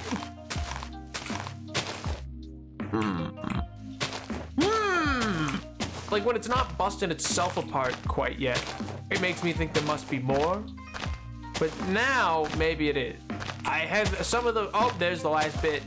The last little bit. Yabba dabba doo. This should all start deteriorating now, right? I mean, those parts are, but like, is it? Yeah. Yeah, now it's going away. Mochi is rice though. Oh, I'm just an idiot. Okay, maybe it was I saw one that had like a red bean filling. Maybe that's what it was. Can have lots of different kinds of fillings. Oh, okay. Previously, we've read Great Expectations and Andromeda Strain. Ooh. Talk to you later. Bye. See you, Luna. Hope you have a wonderful rest of your night, dude. Hope it is a big bog. Wrote my first set of mocks. I failed English, but I need English to be allowed in college. Just talk about the curtains. Talk about the curtains. Oliver, please. I was one great off though. Confident on a pass. Hey, let's go. I'm sure you will, dude. I'm sure you will. You probably psyched yourself out for it. How dare the block game make the police comply with basic laws of gravity? I know, nothing else does. I mean, come on. Like, you tell me I gotta apply to like, the laws of gravity when like blocks float like that? I don't think so. I don't think so.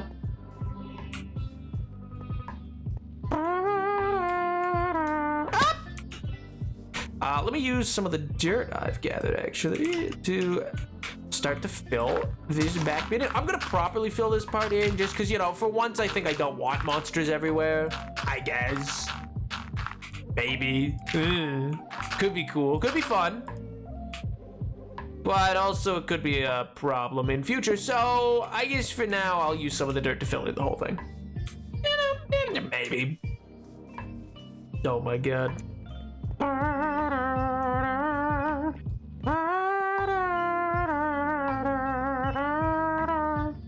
Oh man, Oliver, it is wacky. You know what happened to me, Oliver? You know what has happened to your poor boy here? The chat, or well, the subscribers chat in the Discord decided that they want to do homework later. They want to do homework on stream. So later, I've gathered the thing that I think is the most fun of all the homework that I have to watch. It's like a video. And at least it's got Hank Green in it, so it's kind of interesting. And you know what? We're gonna be React Andy into it. Why they chose this pain, I don't know. A bunch of nerds. For surprise, the guy who originally got started by talking about lore in a block game, attracted a lot of nerds. Oh my god. Oh, also Oliver. Hey, Green. Nerds. Oh my god. Imagine doing homework on stream. I know, right? Crazy. Insane. Barbarity, really. It's just wrong. What a terrible day to have my sub runner. I know, right? You could have turned the balance. Could have turned the balance of power. It was only by one vote, too. It was by one vote. That's the difference. The other two are both like just one vote behind, I'm pretty sure. Wait, Hank Green is up. Yeah, Hank Green's pretty cool. It's an interview that he did that I got assigned to watch, which is funny. I'm pretty sure I've actually watched it before. If it's the one I'm thinking of, if it's because he interviewed some legislators with regards to the Inflation Reduction Act, and so I'm pretty sure it's the same clip, but I don't know. It was just in the syllabus, and I was like, okay. I don't need to have watched it for like another month, but it's gotta be one we watched, because I guess that's a good idea. Oh man, I was actually rereading one of his books today. Oh, I always forget that he's now an author too, just like his brother. Cause like I always think of like oh yeah, Hank's the I don't know media mogul.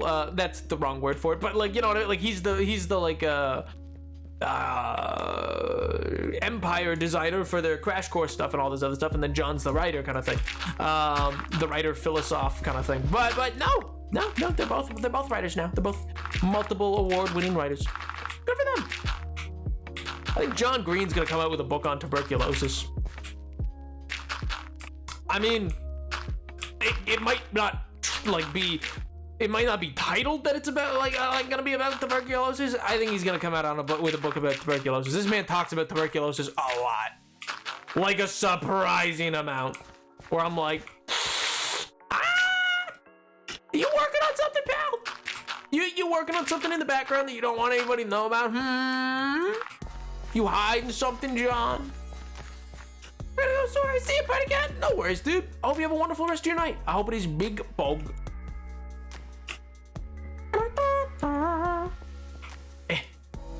You started the conversation with Oliver, and then the Charlie just said, do you remember what you were gonna say? Oh yeah, Oliver, what I was gonna say is, which I guess maybe I know the answer because I guess you're in the middle of mock exams. But I was gonna say, I keep meaning to reach out to you and a few other individuals that you and I both mutually know, to organize a little thing, a little thing that I think might be a little fun. But anyway, so I've just been meaning to do that. But I guess if you're probably really swamped with like exams, then I probably won't hit you with that. I probably won't. School's important. It's a big important thing. It's the most, well, it's the second most important meal of the day, you know?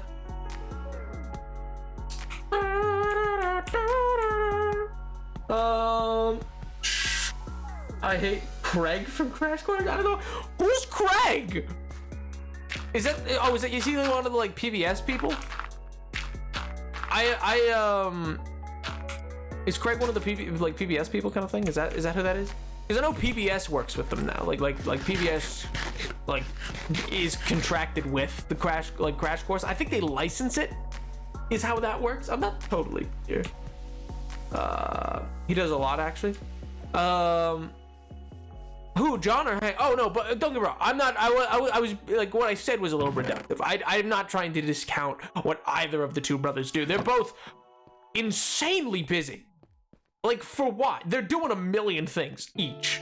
So it's wild that they're both doing that. I mean, cool. Like good for them. Good lord. I don't think I'd like. I feel like I wouldn't even want to do that many things. Like it feels exhausting to hear about all the things that they're up to. I'm like, oh my god. That's so many things. I want to change the like it's gonna be red, but I maybe I'll put a cross there. But even then, it looks a little weird. I don't know how I feel about that roof, man. I don't know how I feel about it. I just don't know. I just don't know. There's something wrong with it, you know?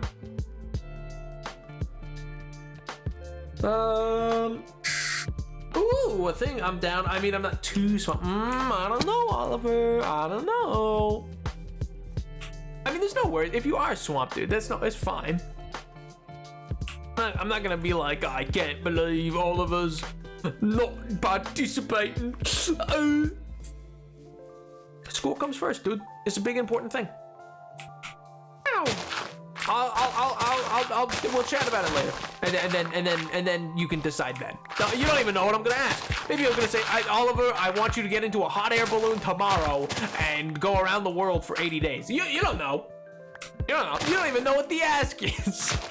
Well, maybe I'm gonna hit you with just some like absolutely unhinged, crazy talk. You know? And you have no idea. You're committing before you even know. You're like, I'll do it. No, it's like. I'm Oliver. I'm coming to England.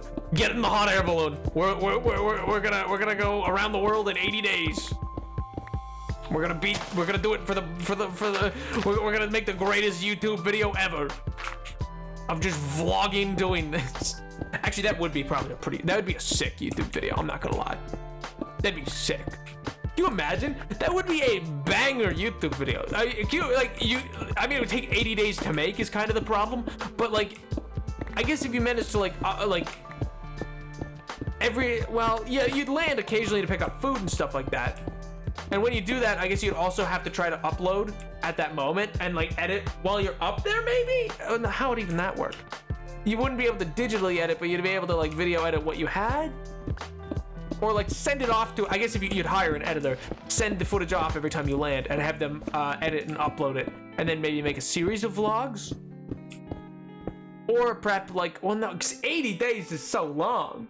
I guess you could do like prep 2 videos 2 months in advance so that you're not like nothing's going on and then do it kind of thing. I'm thinking for like bigger channels, by the way. I'm not thinking for myself. I'm never, this is never happening for me, but that'd be a sick little YouTube video, you know? The History Gov series. Oh, I don't mind him, dude. He's all right. I like him well enough. I think I think occasionally he dumbs things down a little bit too much, but you know, I mean, I feel that way about Crash Course just in general, which is not a dig per se, because I understand why they do it. I'm just like, yeah, all right. I understand why you've removed the complexity of that aspect of the issue, because otherwise it would not really be approachable, because you just have to have a whole bunch of backlog and understand. Like for instance, the French Revolutionary episode. It's a good stepping stone. It's like a good toe dip into the subject.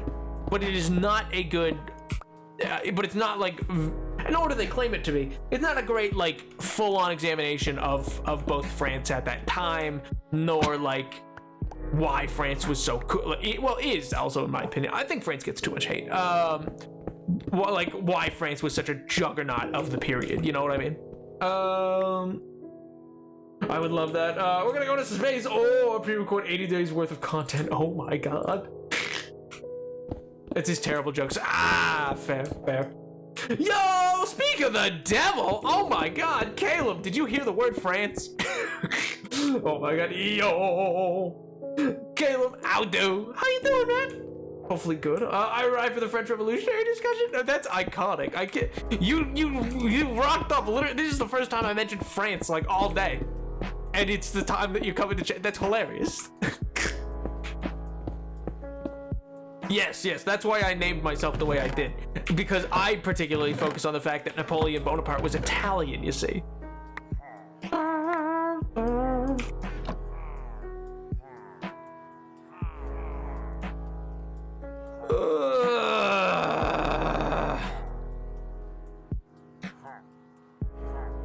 Can I help you?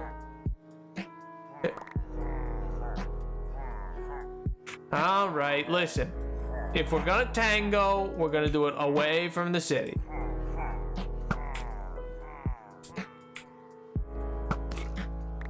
Or I'll kill you both. That works too. Okay, there's more of them. I don't want the city getting destroyed. Doing great, actually. Hey, yo, dude, I'm glad to hear that, man. Anything been going on recently that's got you all hype? Or just, you know, the vibes have been good? Either answer works. I'm glad to hear it, man.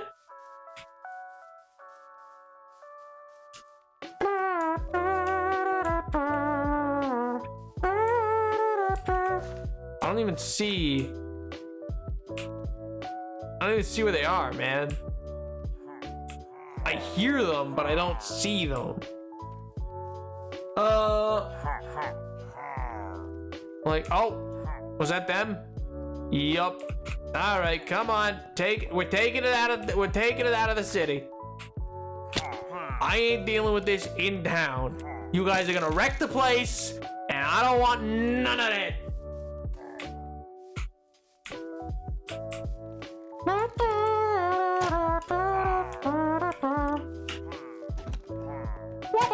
Come on. A little faster. Oh, miss me. Don't ever try to kiss me. Beep, beep. Tee-hee.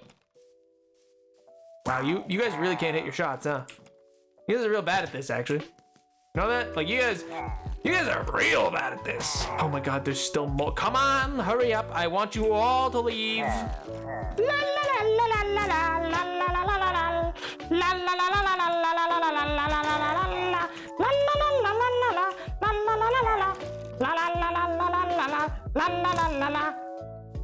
Oh, they're so silly. Welcome back. Oh my god. Well, just good vibes. Yo, I'm glad to hear it, dude. Oh my god. Oh my god, they finally hit me. Life has changed. Life changes. Yeah, hit him. Yeah.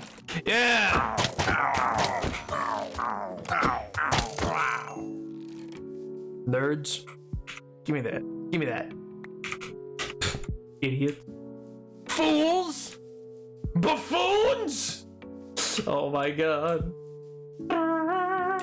Smart of them, there won't be any onlookers. Oh, I don't care about onlookers. I just, you don't want violence in the streets, man. It's not allowed.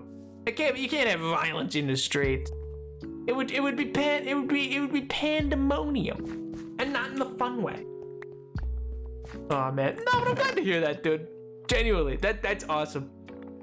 I don't know. I find a lot of people, like, the vibes aren't always great for a lot of people during the winter period. So I'm really glad that it is working out for you, man. What did they expect? I know, right? Dap, what's your opinion on the British? Hey, I don't mind the British. I don't mind the British. Some good friends of mine are British. Yeah. Yeah, what do you think of them apples?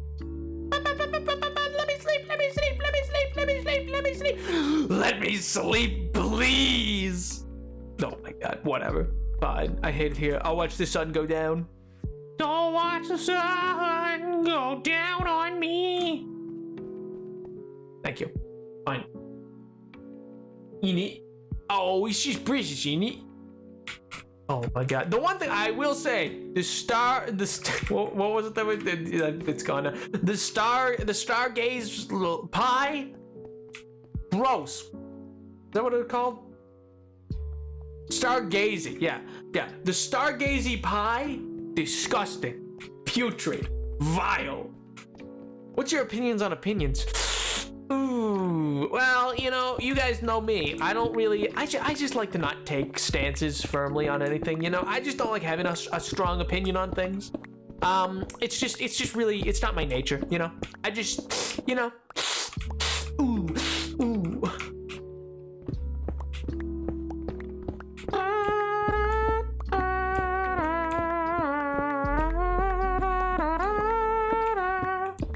Oh man.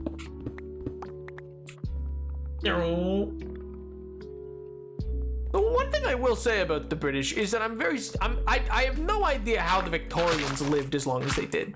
And if Edward was here, maybe he could explain it to me. But for those who don't know, the Victorians would like they colored their candy. You know what they used to dye their candy with? For green, they used arsenic. Yeah, for whatever, like they used lead and forget the other chemical's name to make red, like lead resin. What? How were they just not all dead? It's that he's never had an opinion. Yeah, exactly. I've never ever had an opinion. Are you saying you have strong opinions against strong opinions? No, I guess I could be pushed to get an opinion. I just wouldn't feel strongly about anything. What's in this, what? I know that's not how you spell his name. Let's talk about clocks. Let's talk about clocks, baby. Let's talk about bam, bam, bam. Yeah, I'm surprised we didn't go extinct. Not only not extinct, he became the rulers of the world. Not only were these people not only are we not dying off, we're also in charge. Excuse me. That's nuts. That's genuinely crazy. They're just like, right, yeah, so, I know there's arsenic, but it's fine.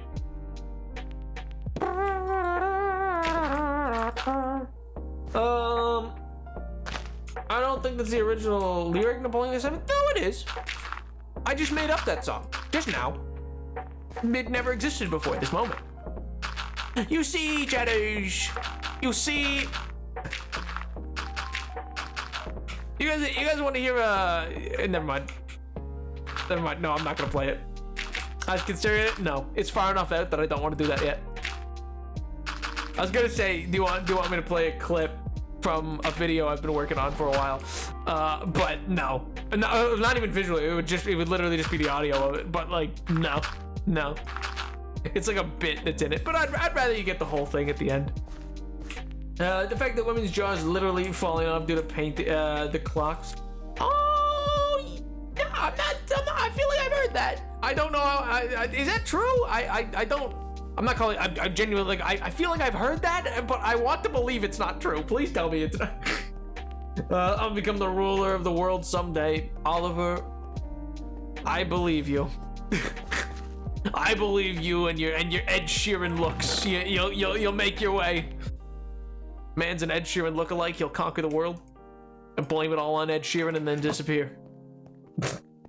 It is true. Ooh. Oh my god. I'm gonna watch some South Park. Yo. Have fun, dude.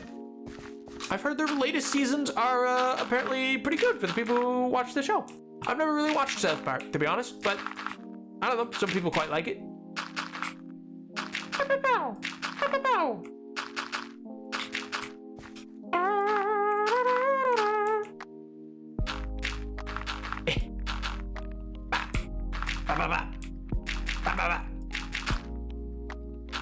Oh man. Let me just put this here. I know terraforming is probably not the most interesting of things, but my god, is it satisfying. It's so satisfying to just plonk, plonk, plonk, plonk, plonk, plonk, plonk, plonk, plonk, plonk. I'm also just really happy. So like when this, I should explain by the way. So here's kind of my plan. So like this is gonna be the pathway that goes here. I'm thinking, I'm not sure how I want to, like, I don't want this to continue on forever that way, I don't think. But maybe some stuff that'll be up there. Maybe it is fair to have like a little fountain there or something like that. Like maybe if, well, no, because a fountain will have that colored water. I don't know, maybe like a big statue here, like a little courtyard. And then like have that all be walled up, not unlike this, but all the way tall. And then I guess curl that wall around to here. Raise this up a couple blocks. Maybe. I don't know. Yo, Moody! I'll do. Snap, we're literally going to do homework later. We don't care about, oh my god. I know, but listen. Just because you say this does not mean I don't worry that I'm not providing you with some entertainment. I like to at least be entertaining for you. It's the least I could do for your time. Radium go. I probably should. Honestly terrifies me, because sure we know a lot now, but there's things that oh yeah, absolutely. I'm sure that in future generations they're gonna say, oh my god, they put a lithium battery against their leg, like for, I don't know, like 16 out of the 24 hours of the day, because you know lithium batteries are in smartphones. Most people keep that in their pocket. And they're like, they just left a lithium battery just flush against their thigh for like hours on end. Is definitely gonna be a thing. Or oh my god, they put earbuds into their inner ear canal and just blasted sound. That's also probably not good for us. They would just stare at blue light, etc. Yeah, we're all probably gonna be like blind, deaf, and just so very debilitated. But oh well. Memes, you know?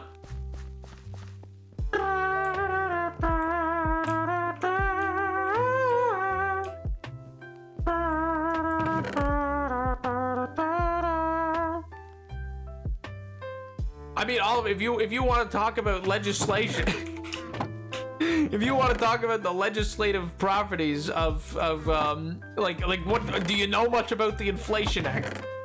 Because it's just quite literally my own home. Like it's not a bit. It's not a bit. It's just literally my own stuff I gotta do. Oh my god. Wait, why'd I grab that? I needed dirt. I didn't even need it. I'm a fool. No.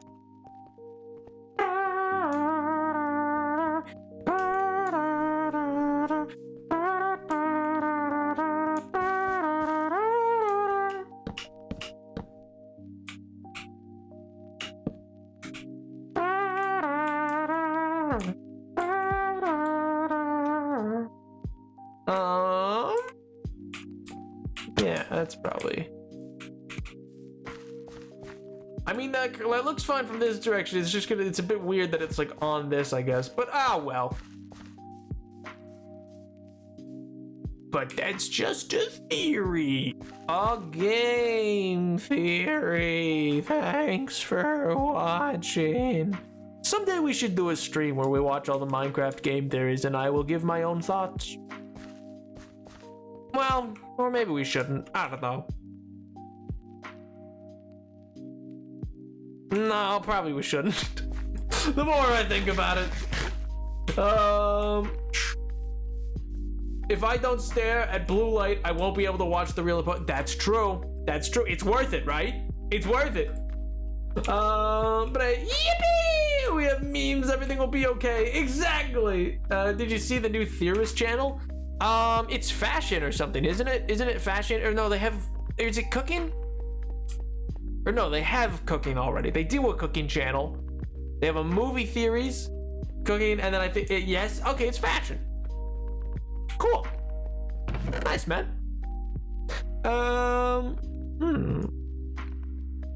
Style theory. Oh, interesting. That's neat. What are the... okay. I guess, yeah, they'll probably just look at... I imagine it'll examine, like, color theory, how things are matched, like, different ages and stages. Like, it might... Like, it'll probably look at different ages and stages of style and the like, and etc. Not books of any media, but clothes. They have a cooking channel, man. What's like, that's got nothing to do with anything. Like, I don't know.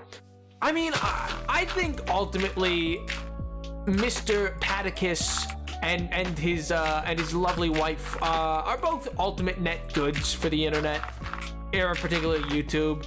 Like, you know, they've helped people with legal troubles on YouTube who are like smaller channels trying to just like who are getting like messed over by that system. They've done a lot of decent charity work. Like, you know, I mean, there's a lot worse people. I don't begrudge the guy. I'll meme him a bit, but I don't begrudge the guy. Maybe he's just recently gotten interested in it. Maybe it's something that like they just thought would be fun to do. But they also made some weird chant. I mean, yeah, I think that's what's interesting is that, like, if you look at them and consider how long they've been relevant, I wonder why they're choosing fashion.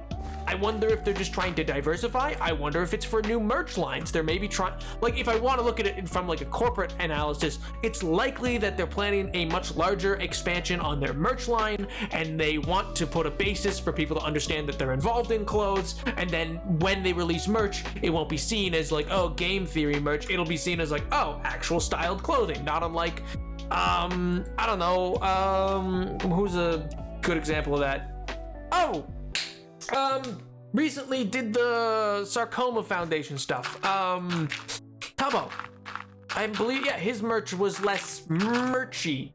Or Phil's of Minecraft. His merch was less like merchy. It was more like, you know, you could wear it normally and no one would necessarily know. It's not like the mid 2010s, like huge splash text Captain Sparkles or something like that. You know what I mean?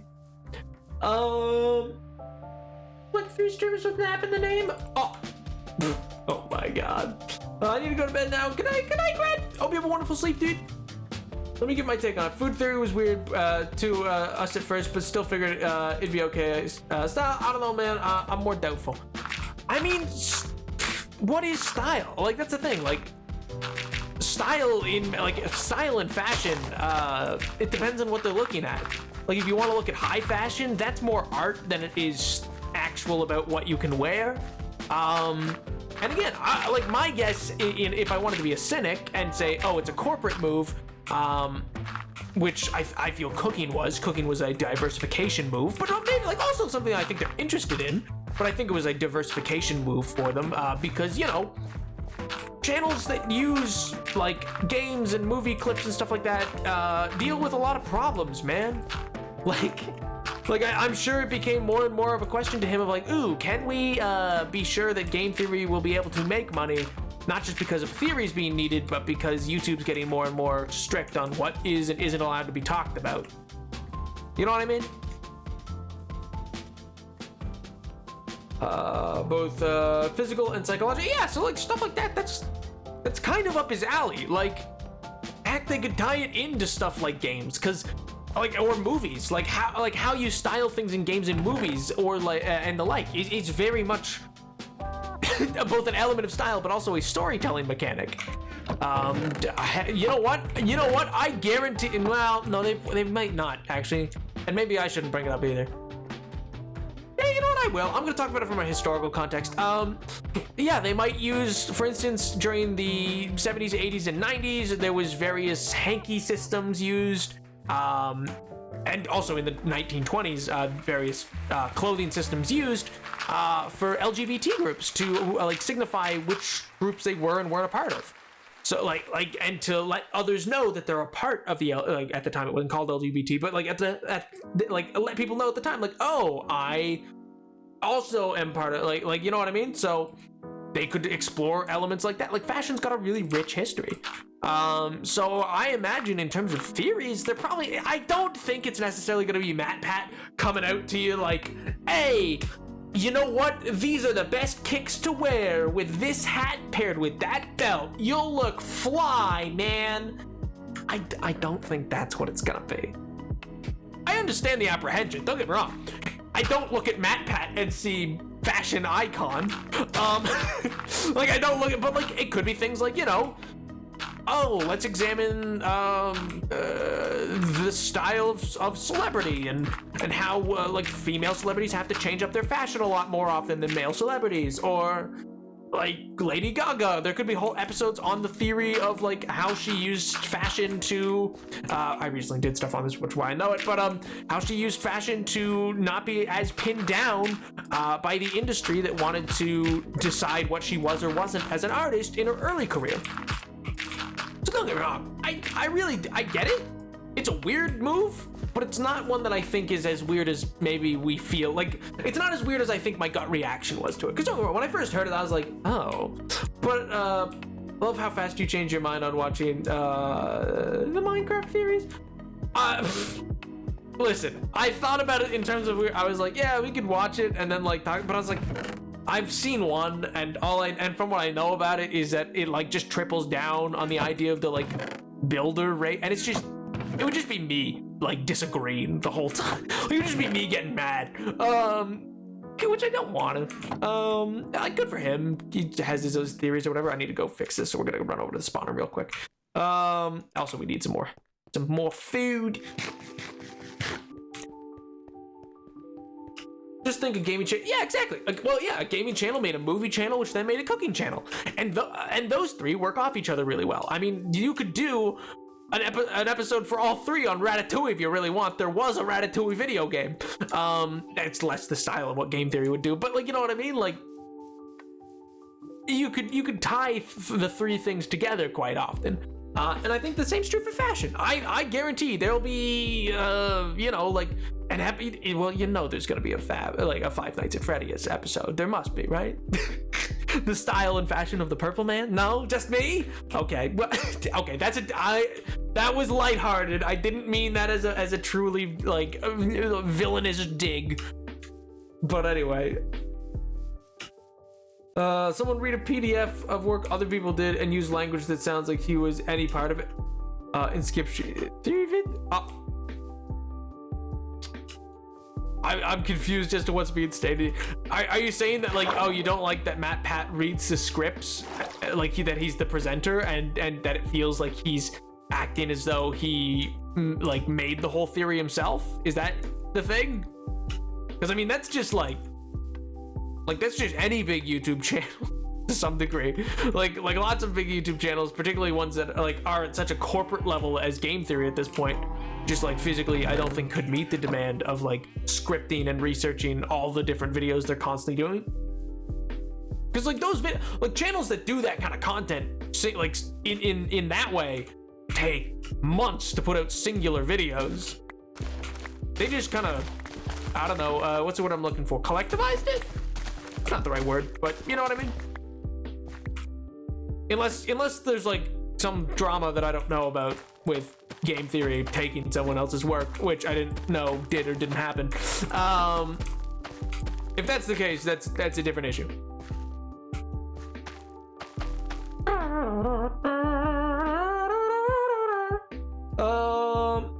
The video that I have watched currently are whether or not the heel a fatally wound he was called scam pocket, and whether or not makeup's poisonous or toxic. Oh my god. If it is yo, Riley Smith, thank you so much for the follow, I appreciate it. I'll do. How you doing, man? Hopefully good. Hopefully good. If it is that he does many times, me and my team did. Yeah, that's true. I think it's more that he used a tone where it implied he helped research the two Inscryption ARGs, when in reality he was just recounting what was already long solved by Inscryption fans, completely unrelated to him. I mean, I don't know the context of the video or anything like that. I can't say obviously one way or the other. I would hope that it's not like a total like I read this online and will not. Oh my god. I read this online and now we'll pass it on off as my own work, because he's normally decently good about crediting people as far as I've ever been able to tell. But mind you, I haven't watched Game Theory in, I don't know, forever. Like, it was just never really my thing. I think it was like my thing when I was first kind of watching YouTube, but it's been a long time since I've really been I mean, fans not even the right word. Because it wasn't even like a religious thing I watched. It would just be like the thumbnail I'd see. I'm like, oh, that's cool. It's like one of those channels you don't subscribe to, but still like see all the time. You know what I mean? Hello, Riley. I'll do. We sleep. Sun's getting real low. For the work as a writer and researcher for Vulgarian's channel. Yeah. We all know FNAF works its way anywhere and anywhere. There's one reference at some point. I mean, fair. The man likes it.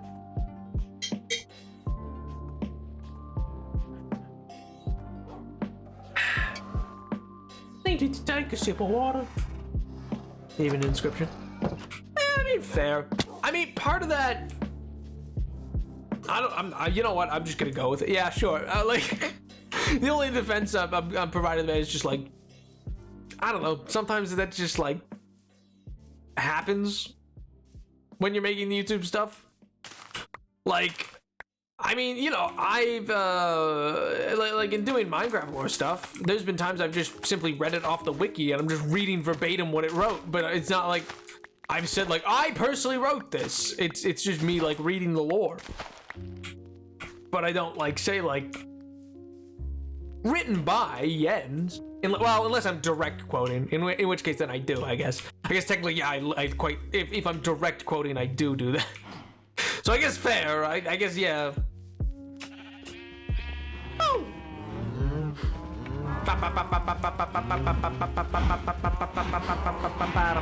But yeah, I mean, hopefully it's just a tonality thing and not really like a him thinking that he was the big brain behind the whole thing. Do not want to. No, fair enough. I mean, yeah, we are just people talking. We are not. There's no worry one way or the other. I mean, it's all just game theory, you know. But that is just a theory regarding a video game. Many thanks for consuming the content. Bye.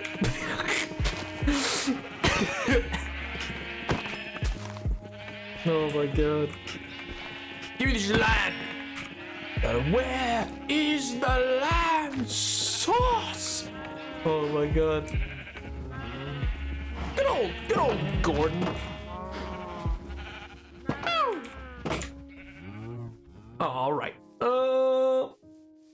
Do a voice for each of us when you reach out.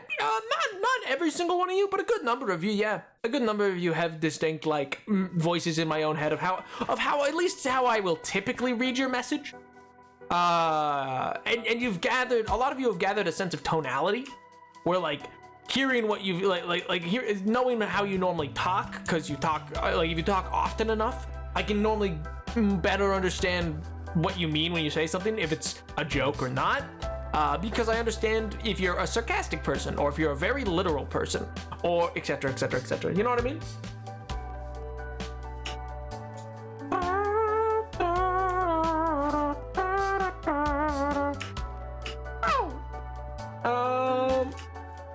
I think he said he did for a few of us. Not too sure. Yeah, I do. Okay. Well, like my incredibly dry sarcasm. What do you mean, MJ? You're like a cartoon character, man. You're like bouncing off the walls, silly, go wacky. You know? You're like you run around constantly just with. Have me some tea. Yes, wonderful. I love Inscription. Mustard. Well, let's not be silly now. Mustard. No.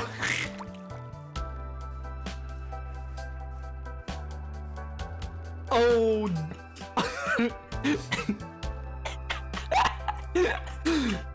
This is gonna be the greatest Inscription theory I've ever had. Oh. That's just the exact way that you sound. What do you mean? You're just constantly the Mad Hatter from you're just the Mad Hatter from Alice in Wonderland. Mustard. But well, no, let's not be silly.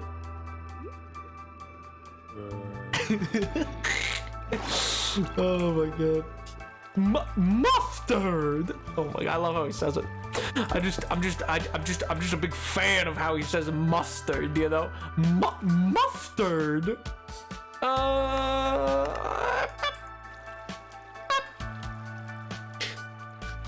Oh my god.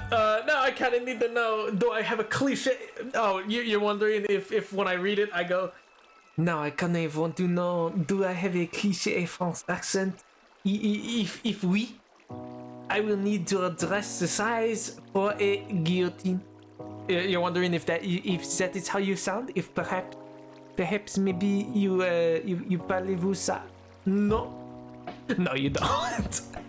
If I picture you in my head as just being like, oui, Napoleon, I enjoy your streams. They are very enjoyable. They are magnifique. Yeah, no, that's not how I hear you in my head. Oliver, I hear in my head is Oliver, though. See, I've spoken to Oliver, so I know what he sounds like. like I know what Oliver sounds like, so I don't have to consider be like, what does Oliver sound like? There was a time, actually. Originally, I thought Oliver was Irish for a long time. I don't know why. I think I just only ever seen you like muted at one point. I saw like your stream muted or like a clip from I think Sam or something like that, and then like I just didn't hear it with the audio, and I just presumed you were Irish. You're not, but I presumed. Or am I wearing a voice changer? Oh my god, not a voice changer. Oh. So like there was a little while for that, but it's Sam's voice has changed a lot actually, namely because he got a new mic. When I first met Sam, his voice was a lot higher pitched than it is now. But I don't think it's not because he's it's not because he had something drop. It's not that. That's not why he has a lower voice now. His mic quality just got better, and because of that, the actual like for lack of a better word, timbre of his voice was able to come through as being like a lot like lower of pitch. Am I chatting enough for next city to praise her? I mean, not particularly, and that's not like a bad thing per se. Like the people who I have like a voice for are typically people like MJ or Calum or Gombar or Edward or Pink or like etc. kind of thing. Totally human to an extent. Dragoncorn's getting there. Tiger has one. It's like Rocky Balboa for whatever reason. Don't ask me why. Don't ask me why. Tiger, you sound like Sylvester Stallone in my mind. Originally it was Tony the Tiger, if that helps. Originally I heard your voice very much. I don't even know if Tiger's here. Originally I heard Tiger's voice very much more like a they're great. But for whatever reason now, in my own head, it's very much a Sylvester Stallone. I don't know, man. I don't know. I couldn't tell you if you paid me. I have no idea. What do you mean, MJ? I just told you your voice. You didn't like your voice? Sam has not gone through. That's not what I said. I'm sure Sam went through. I don't want the audio clip of that. I'm sure Sam has had what happens to people in that age happen. He just, it's just literal, you know, it's just, you know, his mic got better. And I remember this stream, he got a better mic. It was his birthday stream. Like he did almost 2 years ago now.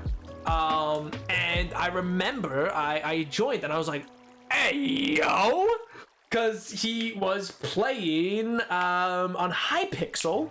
And I remember being so surprised by how like deep his voice sounded. I was like, excuse me, who is this? Cause like it didn't sound that like it didn't have that I don't know, not like a deep richness kind of thing to it in the way that you describe a voice. I'm not trying to describe it in a weird way. Oh my god. Leave me alone. My god, I was right. I picked it out. I picked it out instantly. Oh my god. Come to France then. Oh my god. Caleb, I said you don't have the stereotypical French accent. It's fine. I would like to formally apologize. I was just gonna ignore it, Caleb. I was just going to ignore it. Oh my god. I accept. Oh my god. But yeah, I think. No, I'm not gonna explain. I don't want to explain. I don't want anybody to like.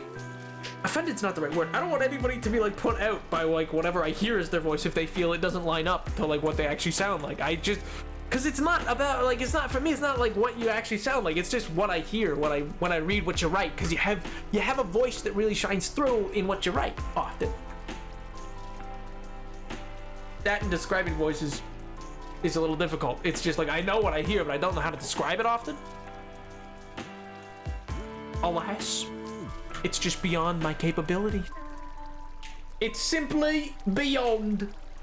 Oh my god.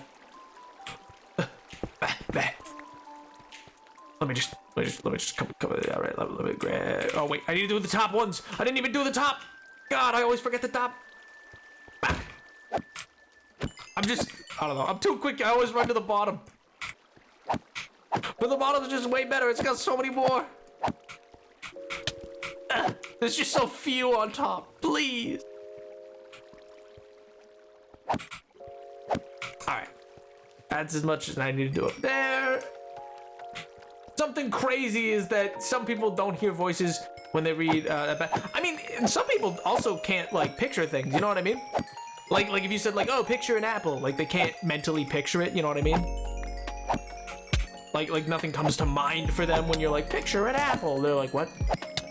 And there's also variation for the people who can picture it. Like some people can picture a perfectly like photographic level like apple.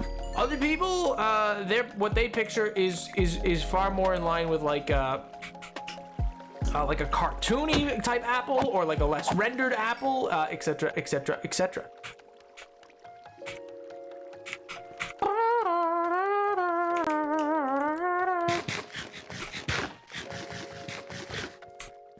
Which I think is pretty neat. I think it's neat how different everybody thinks.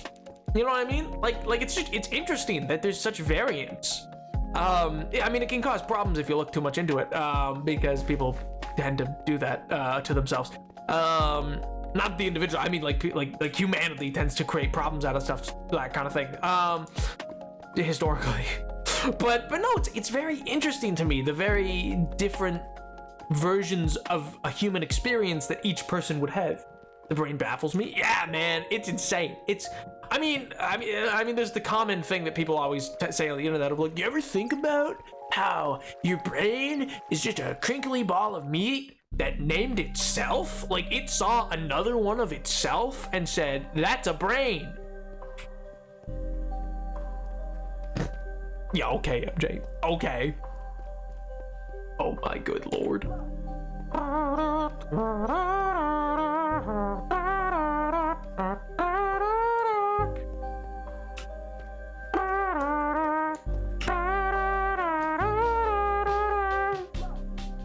No. Yes.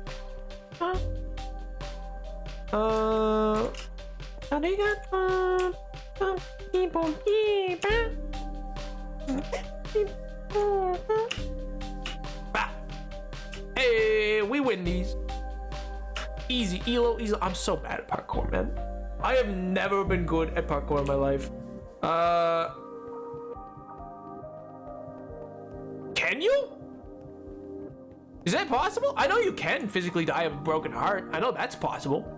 Like, people often joke about it, but no, like, a heartstring can break from too much emotional distress, which is often caused by, like, deep sorrowful pain and stuff like that. So, like, I know you literally can die of a broken heart, which is wild, which is why it feels like real pain, because it is. Like, when people have, like, their heart broken and stuff like that, or like feel immense like emotional pain like that, it feels like pain because what, like, it is. Your brain's just like, yeah, this is pain. This is, but it's you making it. Like, do you ever think like it's your brain's deciding that it needs to be in pain right in that moment. Nothing is physically doing anything to you, and you're just like, yep, time to be sad. And it's weird. It's weird and interesting and cool, and I don't know. Let me just put some stuff away real quick. Slam that there, slam that, nope, tape that, slam these bad boys, or, well, nope, not that right there, yeah. No. Good lord,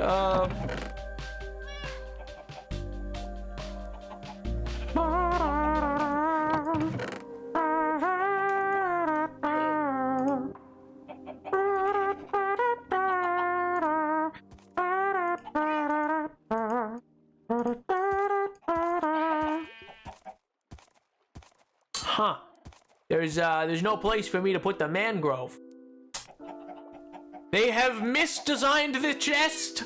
I used to be able to have every type of wood. Now I can't. This is the worst. I guess it's going here. I hate this. And then the cherry's gonna make it, and the cherry and the bamboo is gonna be its own thing as well. Oh my god.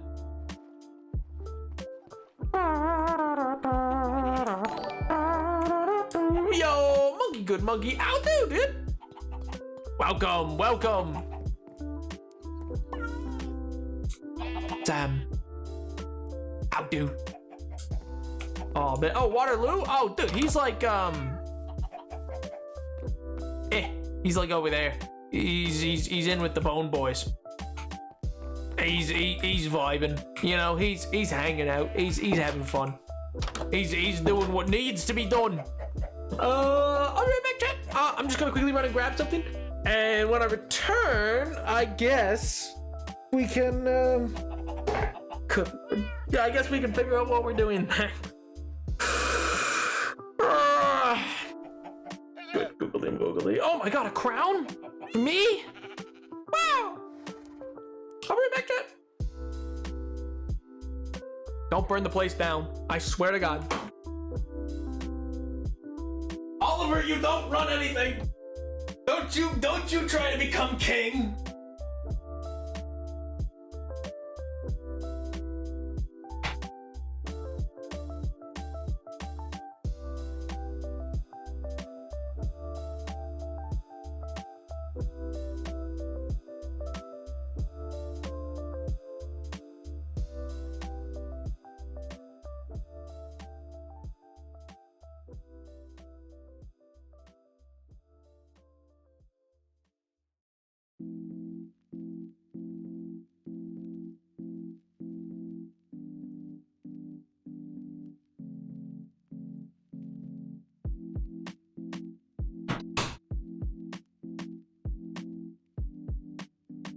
Welcome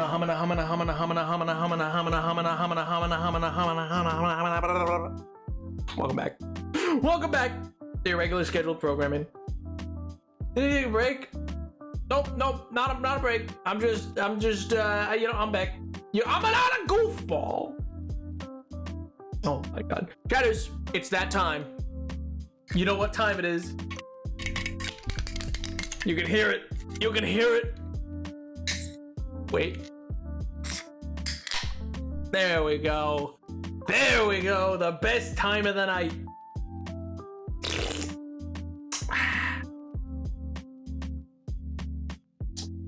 Oh my god. I'm not the postman. Oh my good gracious. No, I just need to go get a little drink to hydrate with. Not a hydrate. Come on, please. Oh no, but Pink's not here. Aw, man. Pink can't say anything. Oh jeez. Nobody rat me out. Nobody rat me out. Not allowed.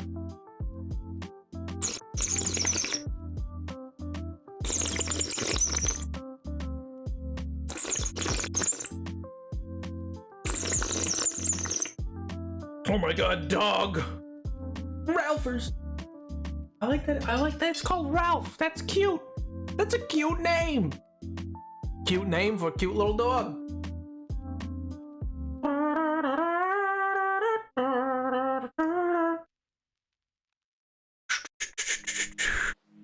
Gases. I mean, what happens to me is I think to my... Yeah, good for you, Hank Green. Good for you. Cheddars! Oh my god. Here, 1 second. I also need to update. Hey, I know that guy. Don't we all? Don't we all kind of know?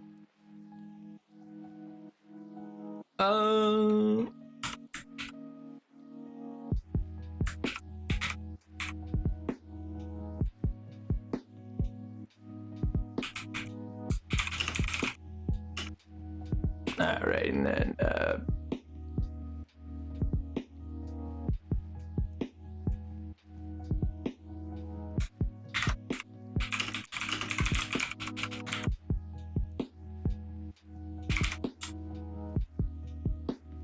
I'm just changing all the little things.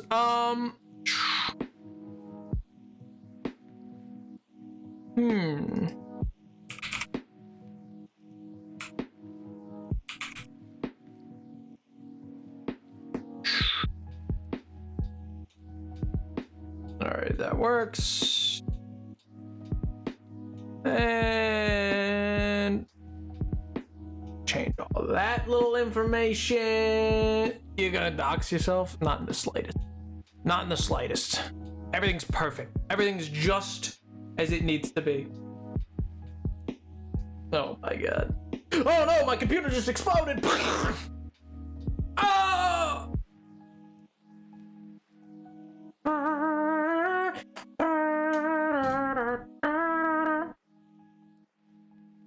Alright, let me pause the music. It's time to pause the music. It's time to light the lights. It's time to meet the Muppets on the Muppet Show tonight. Ooh, actually, I'm also gonna put on. Oh god, that almost dropped. No, not that. There we go. Let me keep that there so that people know that I am here as well. Chatters, are you ready to go deep on climate change or on a climate bill with Hank Green and Jesse Jenkins? Because for whatever reason, Chatters, you decided you wanted to learn with me for some reason. This is like, okay, whatever. I guess we're going to jump into it. For the background, basically, Jesse Jenkins works on what's known as the Inflation Reduction Act, which is a massive climate bill that was passed in August of 2022. It was insane that it did pass. It was believed to be dead in June. And it is the single largest climate change bill ever passed in the world, let alone in the United States, with over $109 billion being allocated to green energy, renewable energy, etc., projects and the like all throughout. And this is kind of a deeper discussion into that with one of the authors of the bill and exploring kind of how all that came to be. Yeah. Green energy, like, what? Oh my god. I thought you face reveal. Yeah, it's me. It's me, Napoleon the Seventh. Hello, everyone. I'm very excited to be talking to Jesse Jenkins, who's an assistant professor at Princeton. He tries to keep track of I'm hopeful. Carbon is produced.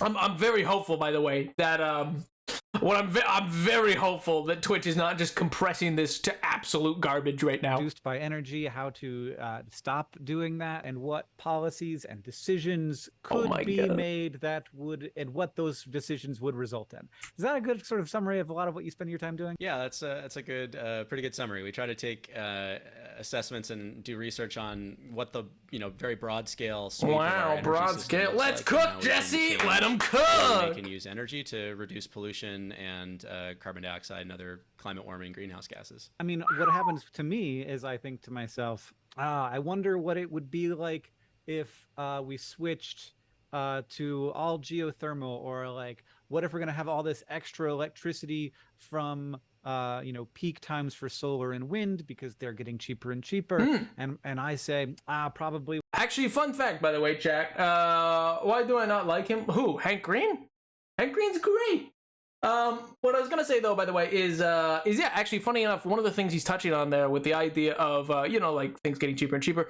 When you see, you might see, for those privy to anything going on in the United States right now, for like legislation, people being like, we need to stop the federal government from pushing climate policy, and we need to stop them from abandoning oil.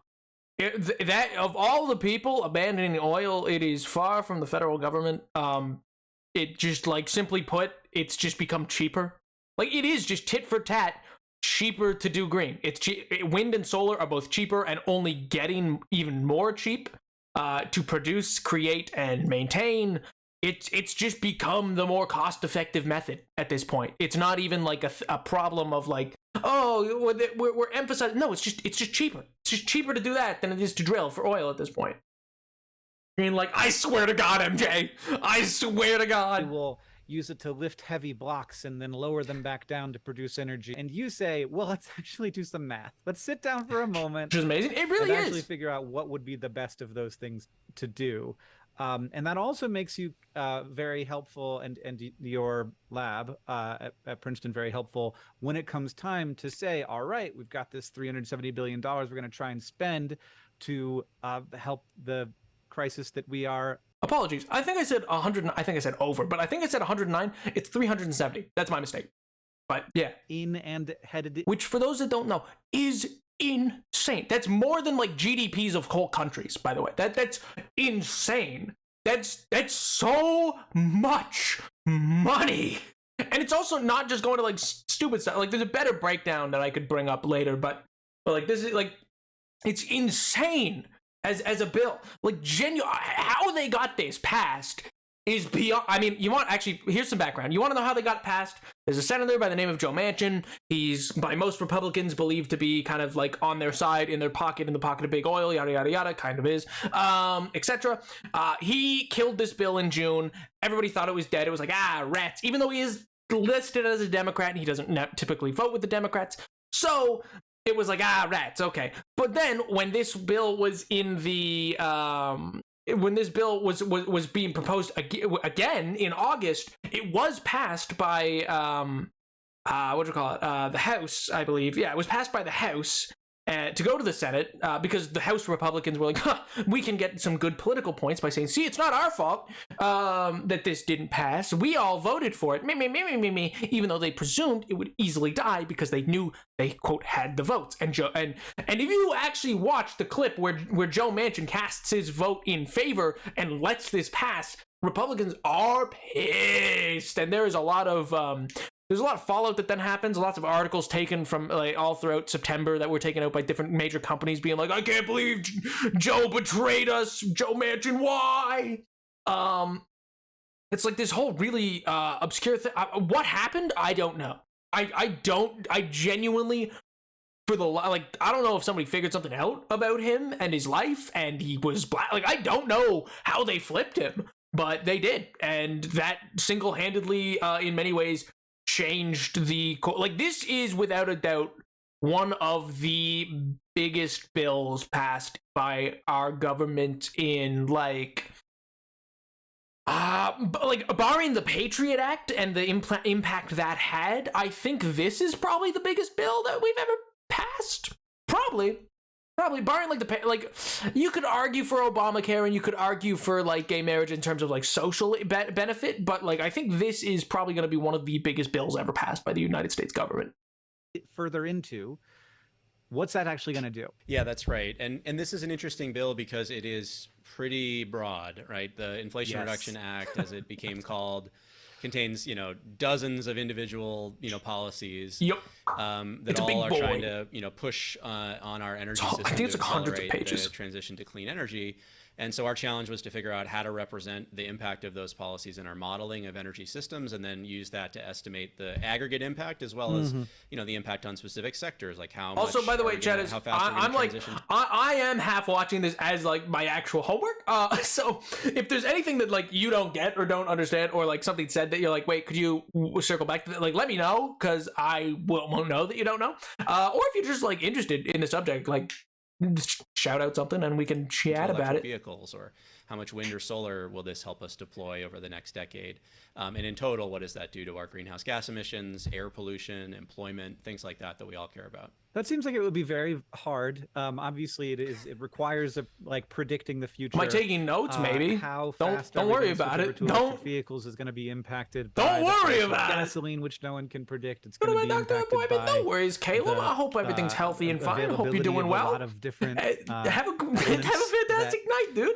Are very in demand right now. Is that just sort of a look at do as much a data doctor's as you appointment can at like and 2 come to a.m. the conclusion you come to, kind of thing? Yeah, especially given that we're trying to rapidly evaluate these policies, like in as close to real time as possible. I mean, it's like Chuck Schumer shows up and he's like, "All right, we're gonna pass this in a week," and you're like, yeah, I mean, quite literally, that's we deliberately set ourselves out that difficult task with what we call the REPEAT project, which stands for Rapid Energy Policy Evaluation and Analysis Toolkit. Okay, great. So we got the rapid part in there. We got the repeated part in there. Yeah, I assume that's a really ugly, that didn't cross my mind. Okay. That you do a lot of data entry into and push buttons on. Is that right? Yeah, there's a lot of spreadsheets at the doctors. At Princeton, we did a report I hope came you out get the medicine right you at the need. beginning of this Congress called Net Zero America, which was a really comprehensive effort to look at different possible pathways that we could take to get to the point of net zero emissions, which is where we stop really digging a deeper hole for ourselves. That's the point where we're no longer emitting any more greenhouse gases than we're taking out of the atmosphere every year. Which is huge, by the way. Bye, Caleb. That's genuine. Listen, that is a huge change for us as like both a nation and let's talk about clocks, baby. Oh my god. No, but that's like the fact that we're at that point as a nation, which, by the way, so chatters, I want to say, because like a lot of people can get really, I don't know, sad about climate and all these other things for good reason. Like, it can feel like a very hopeless issue, particularly for our generation, because, we're kind of getting handed a bad bag. But, the one thing that I will say is we have proven, like humanity has proven, it is a fixable issue, if that makes sense. A great example is there was a hole in the ozone. You may have heard of this at some point. At this point, it's history, but like there was a hole in the ozone layer that was like torn open. That like was a problem. It was gonna kill us all. It was a big problem in a video game called Life. Anyway, all the countries came together for what is later dubbed the Montreal Accords in the late 80s, early 90s. And basically, those countries finally agree to like change laws and rules in their countries on aerosol, change how things are made, etc. Like a massive agreement amongst like 190 to 201 countries, kind of thing. All agreed to participate, and they did. And guess what? The hole closed. It closed. It fixed itself over time. We knew it would. We said it would repair itself if we changed these things, And it did. It did what we needed it to do, and it is possible to have the change occur. We've done it once. We can do more. So I will say I would say this is a very like hopeful thing to have occurred. Human activities. Until we get there, we're still digging a deeper hole. We're still adding CO2 to the atmosphere, and so that's our ultimate goal. As we were before. So we are down, I don't know, what is it, 20-something% from peak already. With this bill, we're gonna take it down over the next 10 years, hopefully more than this with other actions, but with just this bill, down to around 40% from peak.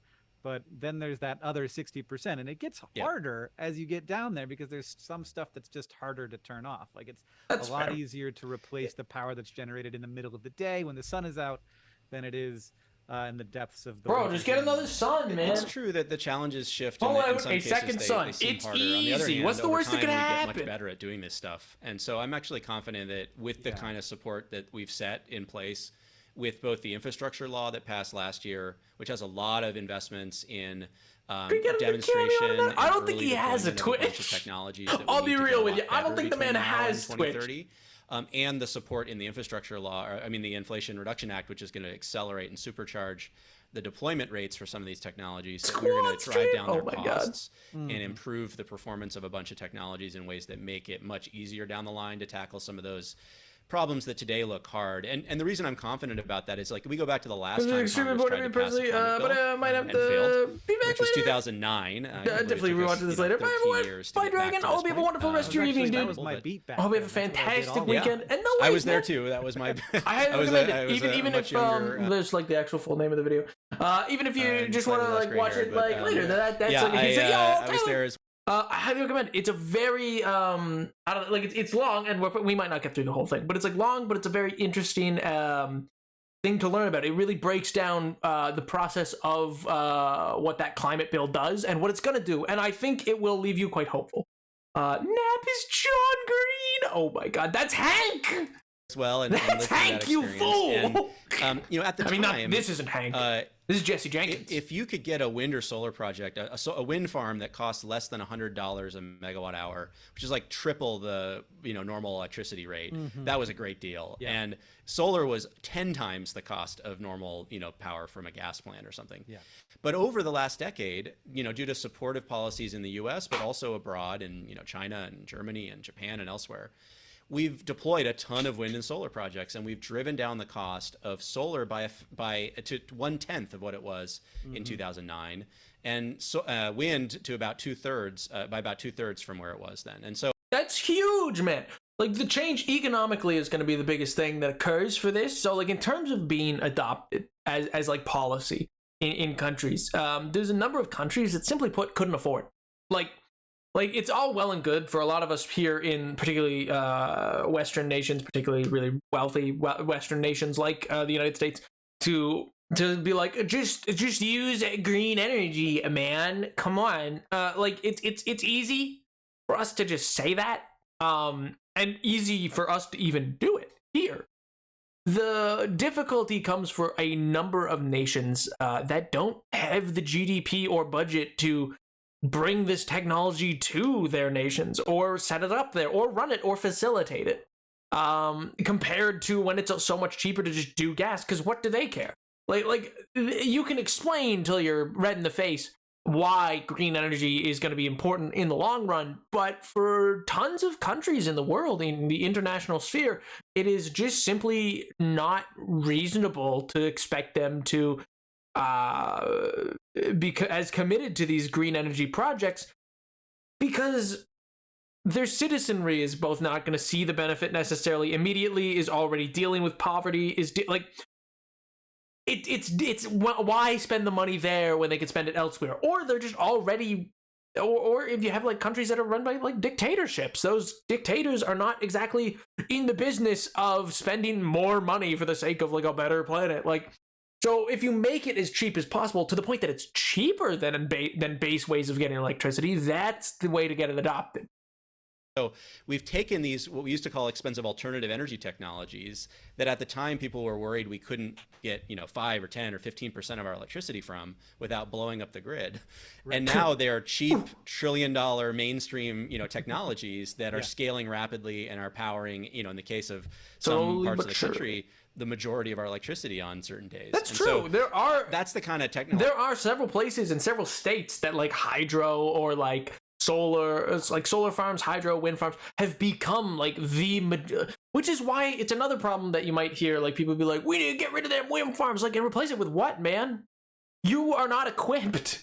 You don't have the material, like you can't run the electricity you currently do anymore with the way that you used to. One, it's more expensive, and two, you don't even have the facilities to do so anymore. Actually, one of the most interesting things, I don't know if they will talk about it in this, one of the most interesting things currently being proposed by some groups in terms of like nuclear power is the fact that one of the key things keeping people out of using nuclear power is the fact that, well, nuclear power is expensive to set up. You got to build this massive building. You have to have all the proper equipment within, etc., etc., etc., etc. But one of the easy workarounds for that is actually the fact that coal power plants largely have, let's be conservative and say 70 to 75% of what you will need to set up the basics of a nuclear power plant. So as more and more coal plants go out of not just out of business, but like get decommissioned and the like, then that leaves several facilities that are just being left vacant. They're not being destroyed. They then be grabbed onto, and those are then going to be able to in turn potentially be made into nuclear power plants themselves for a lot cheaper, because you're not needing to start from scratch. You're able to modify, adapt, and amalgamate already existing buildings. Probably I'm listening. This is just working. No worries, dude. I expect it to be you and me here. Economies of scale and improvements in technology. Oh my god. The kinds of bills that we just passed are going to just me. Honestly, wind and solar, it's fine. as well as a range of other more nascent technologies that are more where wind and solar were in 2000. This is probably going to be the most one-off stream I ever do. Oftentimes you sort of talk about Moore's law as if it's just a law of the universe, right. But it's not like Moore's law isn't a thing that happens without there being a lot of incentive to make it happen. People working very hard, trying lots of different things that might work, and some of them end up working and many of them don't. And then you plot it on a graph and you're like, oh, look, it seems inevitable. That's not how this works. Like wind and solar are cheaper now because we made those early investments. Wind and solar. And the numbers do not lie. Really hard to try and find ways to. The numbers might not lie in a vote. The numbers might lie of who's actually going to show up. Make them cheaper and more efficient. And I'm super excited about the things these more nascent technologies, as you say. I think that there's a number of them in here. I'm curious if you have any favorites.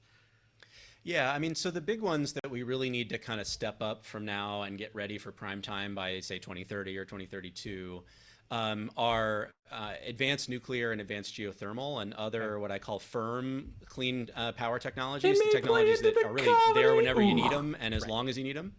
That doesn't mean all the time, because there are times you don't need them. So we don't want 24/7 continuous power, actually. We want power that you can call up when you need it. And we're reliant today on fossil fuel power plants and our existing nuclear fleet for that. But over time, we have to replace those plants with something else. And we can get a lot of energy from wind and solar, but I like to call them reliably unreliable, right? Like we know not to count on them when you absolutely need it. And so we also need something that can complement them, some amount of energy storage. Which is also one of the key issues. I mean, that's why batteries, not to shout out to like a Elon Musk company, but like Sun Life or Solar Life, or whatever it's called. I forget its name. I think it's Solar Life. As a company, is exploring battery technology that would be able to actually store the power that is made by these kind of plants to make it a more an energy that you can actually call upon and call up and the like. It makes it a more reliable energy that way. But he's right, because you don't want continuous power 24/7. What a man! I mean, he just bought the company. He didn't do anything for it. Like. He literally just threw money at it. It was like, just give it to me. It's funny. I think it's actually one of the few companies he still has that most people I don't think realize he has or know much about. Like people know about the Boring Company, even though it has a pretty low profile these days. People know about SpaceX, obviously, and they know about Tesla, and they know about Twitter at this point. But like, I feel like a lot of people don't realize that he has this other company as this whole other He's thing. good at shifting things around within the daytime, 24-hour kind of cycles, and then also these firm generation technologies that are all, more expensive than wind and solar, less mature, but we're going to need them at scale. And this bill really helps push a lot of those forward, as well as the infrastructure law. Yeah. The other ones are, ways to decarbonize industry. Electricity and transportation are our two biggest sources of emissions, but we actually have a lot of tools, clean electricity, electric vehicles, efficient, hybrid cars to drive down emissions in those sectors. The industrial sectors are the next highest, and it's about a fifth of our emissions. And so that's a big chunk that we have to take on.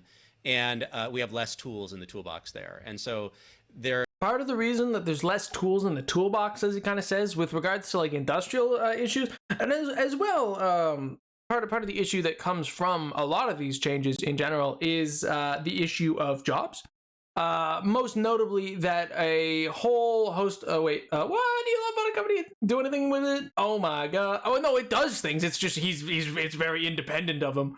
I don't think he's there a lot or interested in it a lot, to be honest. I think it wasn't as interesting or flashy as a new car, and it wasn't or space or a company that makes flamethrower. I think it just didn't make him interested. But anyway, jobs is kind of the key issues. Jobs. No politician's ever gonna make something and no politician's ever gonna vote for something that's truly going to destroy jobs in their state, because lo and behold, that's a poor way of getting re-elected. No one's gonna vote for the politician that cost them their job, even if they didn't entirely cost them their job. But also the other thing is it's an aging population. We've held off, or there's been efforts to hold off various industrialization efforts into automation because of the fact that we know it would put so many people out of work. And we don't have a UBI system set up. There's no UBI system set up to assist with that issue. And therefore, if we were to put so many people out of a job, we don't have any safety net to help those people keep living. And then they just end up home like on the streets and destitute. So we can't go into the Rust Belt, or we can't go into Middle America and just absolutely flatten every possible manufacturing job that's there. Which is why there is still such efforts of build American and do this and do that, because at the end of the day, that's a way of keeping people employed. It's a complicated issue, because lots of the jobs, like factory jobs that maybe cause a lot of climate problems for the nation, we need to keep, because tons of people work in those industries and we need those industries still. And even if we didn't, what are they going to do if we don't need them? You know what I mean? Start doing a thing. Oh, no, fair. Yeah, Elon's never done a thing in his life. There are things like carbon capture that can help take big point sources of CO2 emissions and take the CO2 out of the smokestack and throw it underground back where it came from, and store it there, indefinitely. Put that thing back where it came from, or so help me.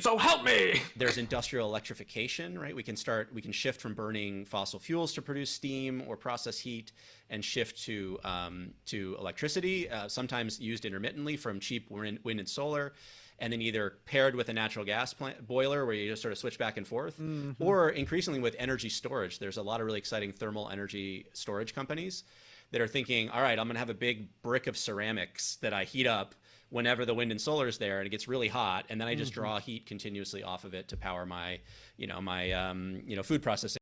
Get a big stack of bricks, all right, and then once you have your big stack of bricks, heat it, all right?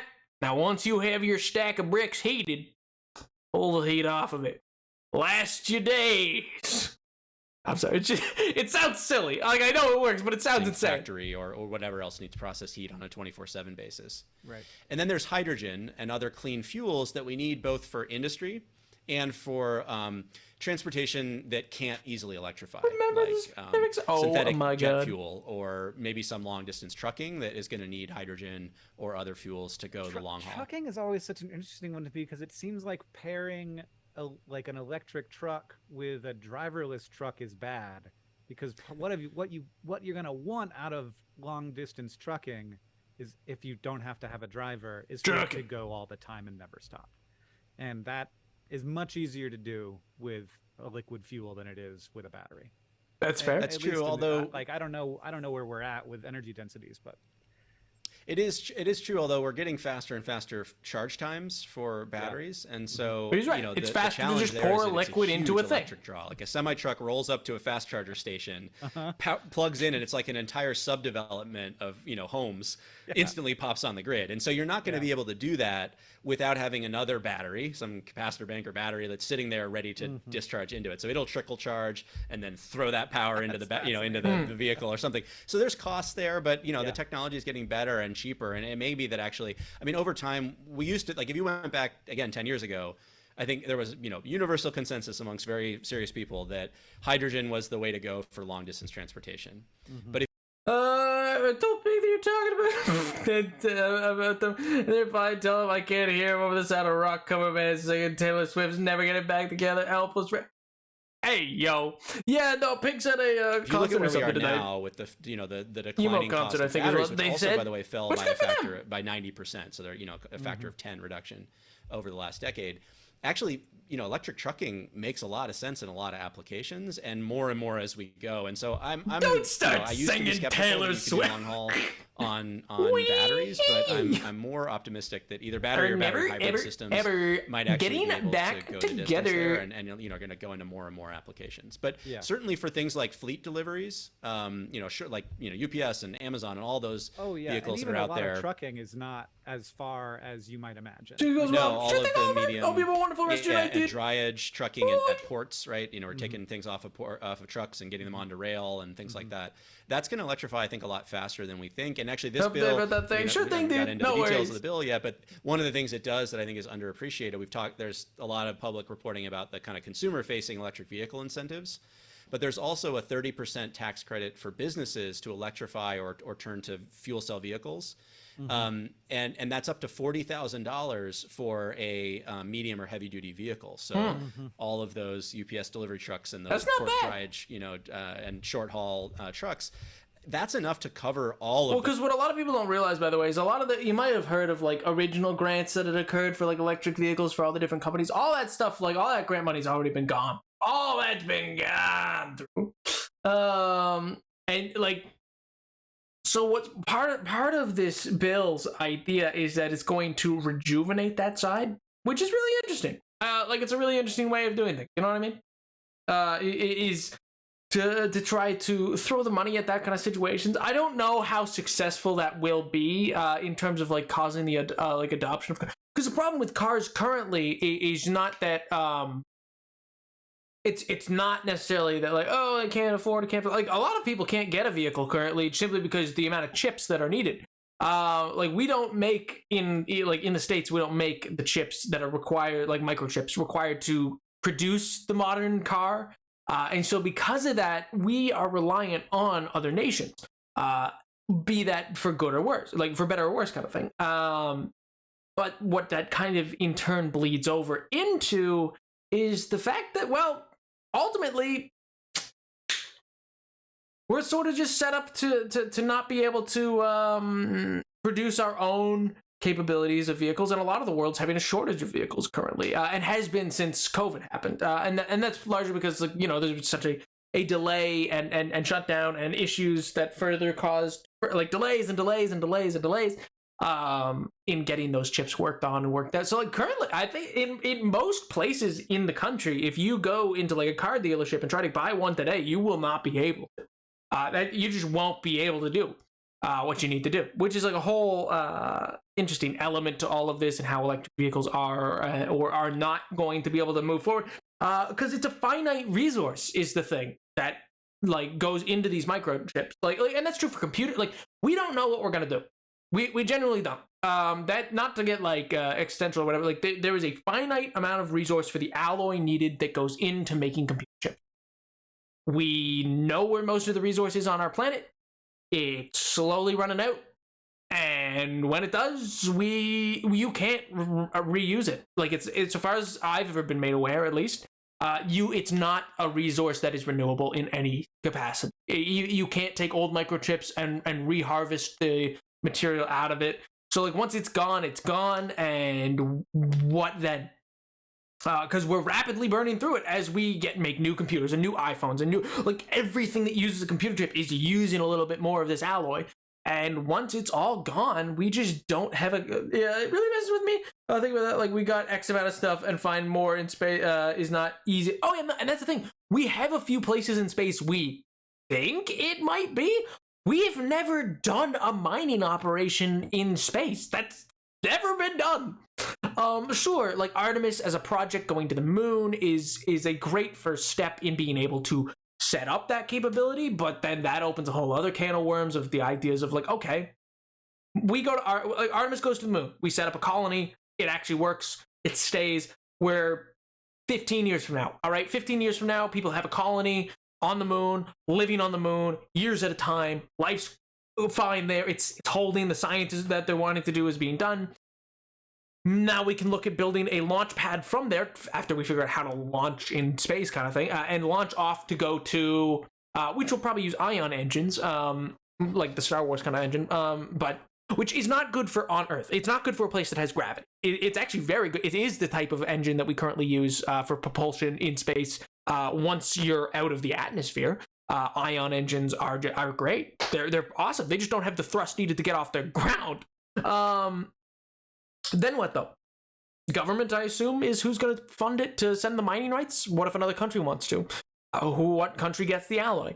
How does it, it just begins to spiral. What, does it become a space race for these locations? Or does it become like the old West with companies and corporations like being the sole people to go on these exploratory ventures instead of governments and find these things and resources and the like, and et cetera, et cetera, et cetera. So like it just really spins out of control very fast, and it's concerning to a lot of people. I mean, it's not going to happen today or tomorrow. It's not going to be like, we're not going to run out of microchips even like in the next couple years, but we're just using more and more and more. And that's part of the issue of the cycle currently of like every year a new iPhone. Every year means a new type of like the people who are getting a new iPhone every year are just burning a chip every year for no, like, when they could use the same chip for a lot longer.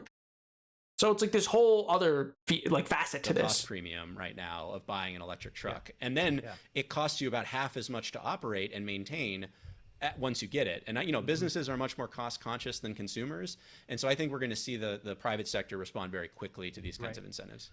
So speaking of, I think as silly and dumb as a comparison is, I don't like Minecraft farms that rely on tools with durability. I watched videos, Create Mob, of the Create mod, and 99% is completed automatic forever, but things with durability can't last and rely on human touch. It's a bad comparison and more of a ramble. But yeah, I want Minecraft farms that can actually last forever and not rely on a human touch. Anyway, it sounds like a better comparison when I said, no, I think that's fair. I think the durability of items is a fair, like an easy touchstone leap to kind of make for what this is. It's the inherently built-in aspect that of obsolescence that exists in most items these days, and that's due to a couple reasons. So like on the one hand, there's greed, which is why I think it was, I don't know where in the world, there was somewhere that just won a right to repair. It might have been in Europe somewheres, for like some sort of a truck or tractor or something like that. Anyway, but like rights to repair are becoming the big button issue, because you used to be able to take the battery out of a Samsung and an iPhone. You can't anymore. You physically can't. You used to be able to open up aspects of your laptop. You can't anymore. You used to be able to get like more and more. It's becoming that you can't. You have to go to these companies if you want to see any capability of being able to fix, or like you can't even bring it to a third party because that'll void your warranty. Is what they'll say, and et cetera, et cetera, et cetera. So it's like this effort's being made. Like it used to be, like for instance, people were like, oh, a dryer and a washer used to last me like 30 years. not a problem, and now it'll break in 5 years.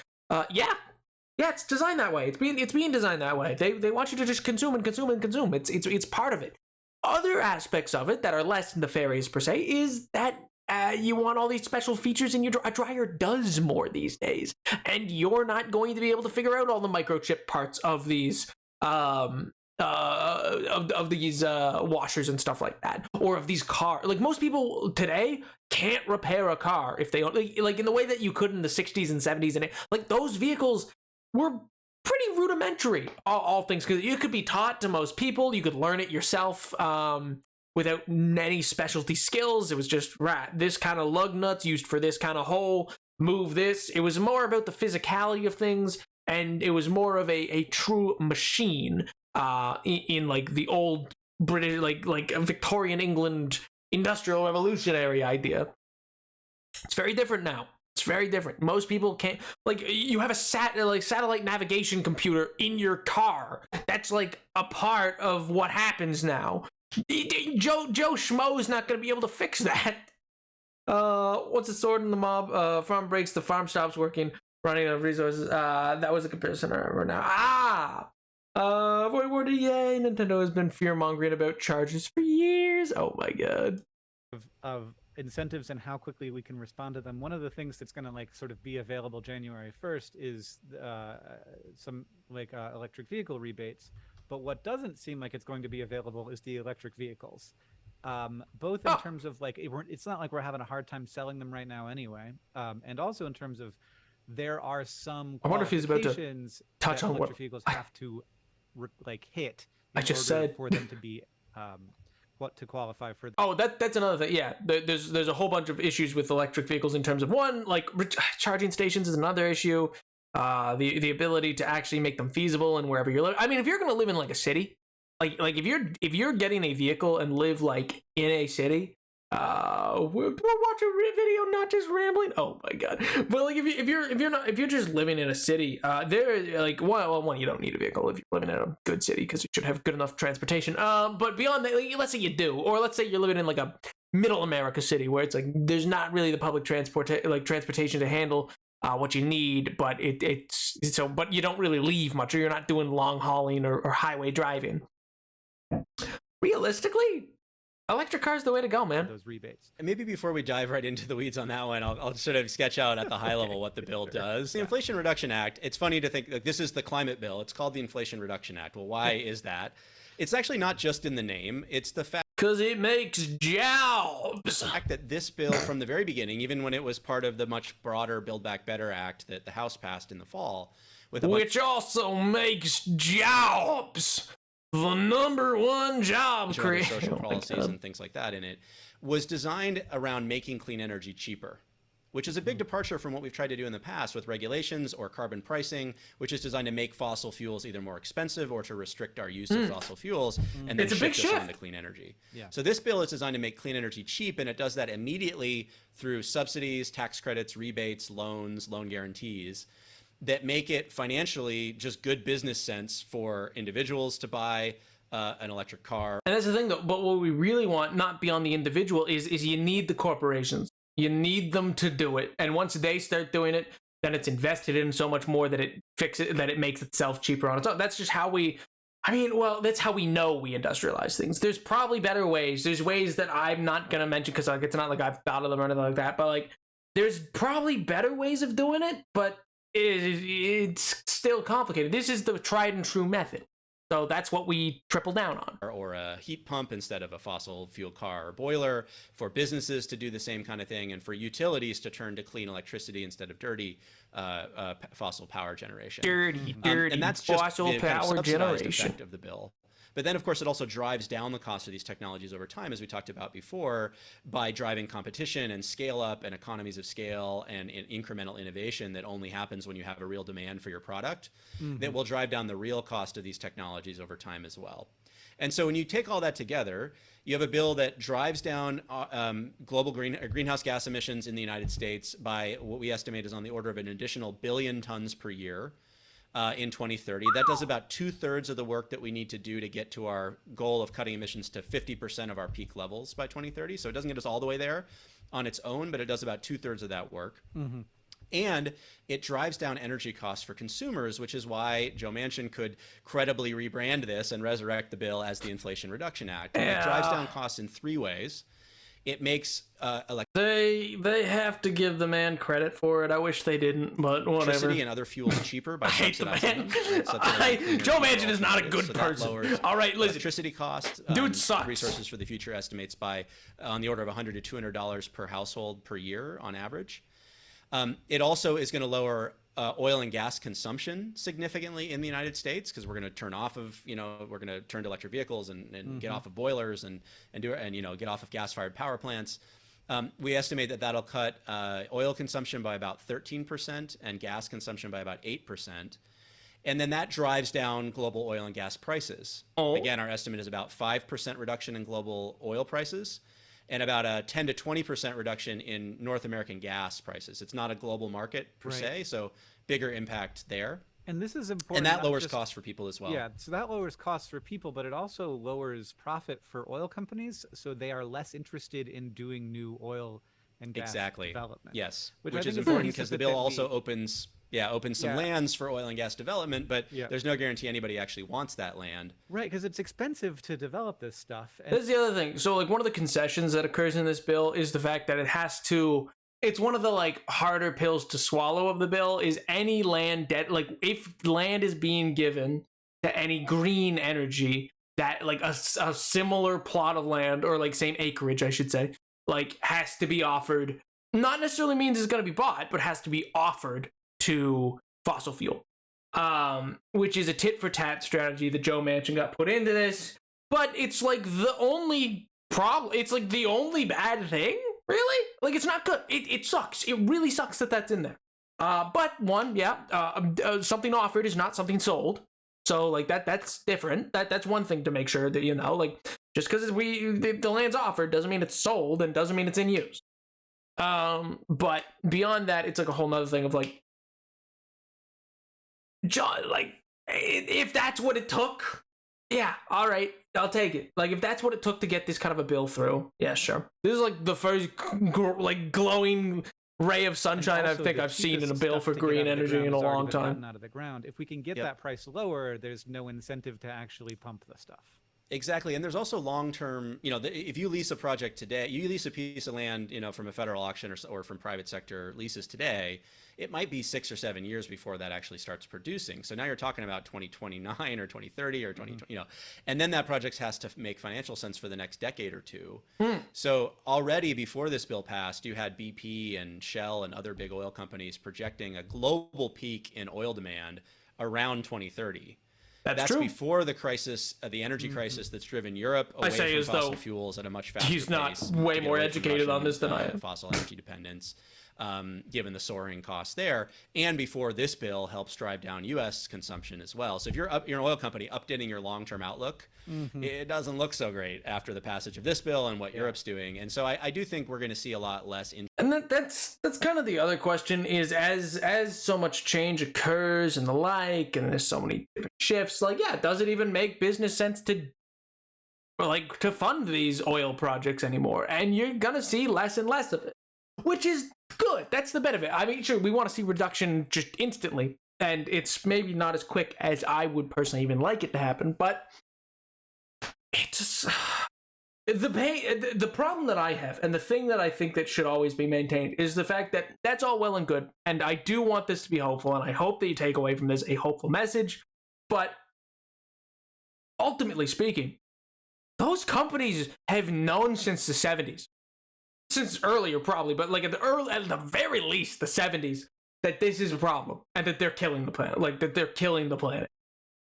It wasn't even like a crazy talk thing. It was like, no, a proven thing to them at that point. Like, they're like, oh, okay. So they didn't care. They were just gonna milk it as long. They just have finally been like, yeah, I guess now it's not gonna be as fine. It's gonna be just a few schmeckles less. You know what I mean?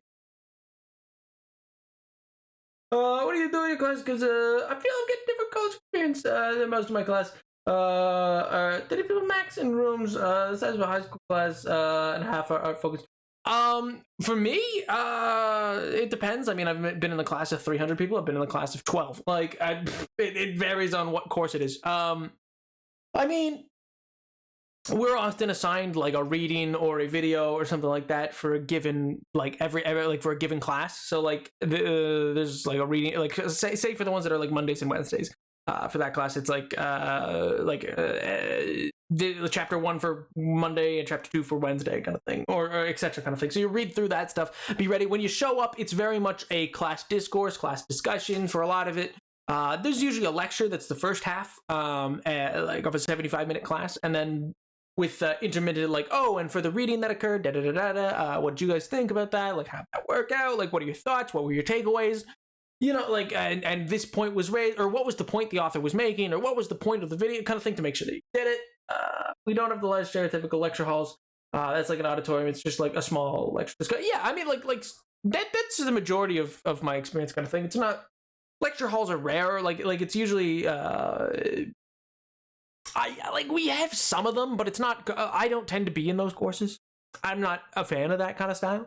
I like the more intimate style because it does mean, or like the more close-knit, intimate style with a professor, because I like to pick brains, whether they like it or not. I'm paying, baby. No, I don't try to harass them or anything, but like if I'm genuinely taken or interested by something, or I want to know more so that I can know if I want to write something on it or do something for it, or if it's interesting, etc. Like, then I'm gonna ask questions. Like I try not to ask too many questions during class when it's like if I feel it's like excessive or like gonna be bogging down other people's learning experience.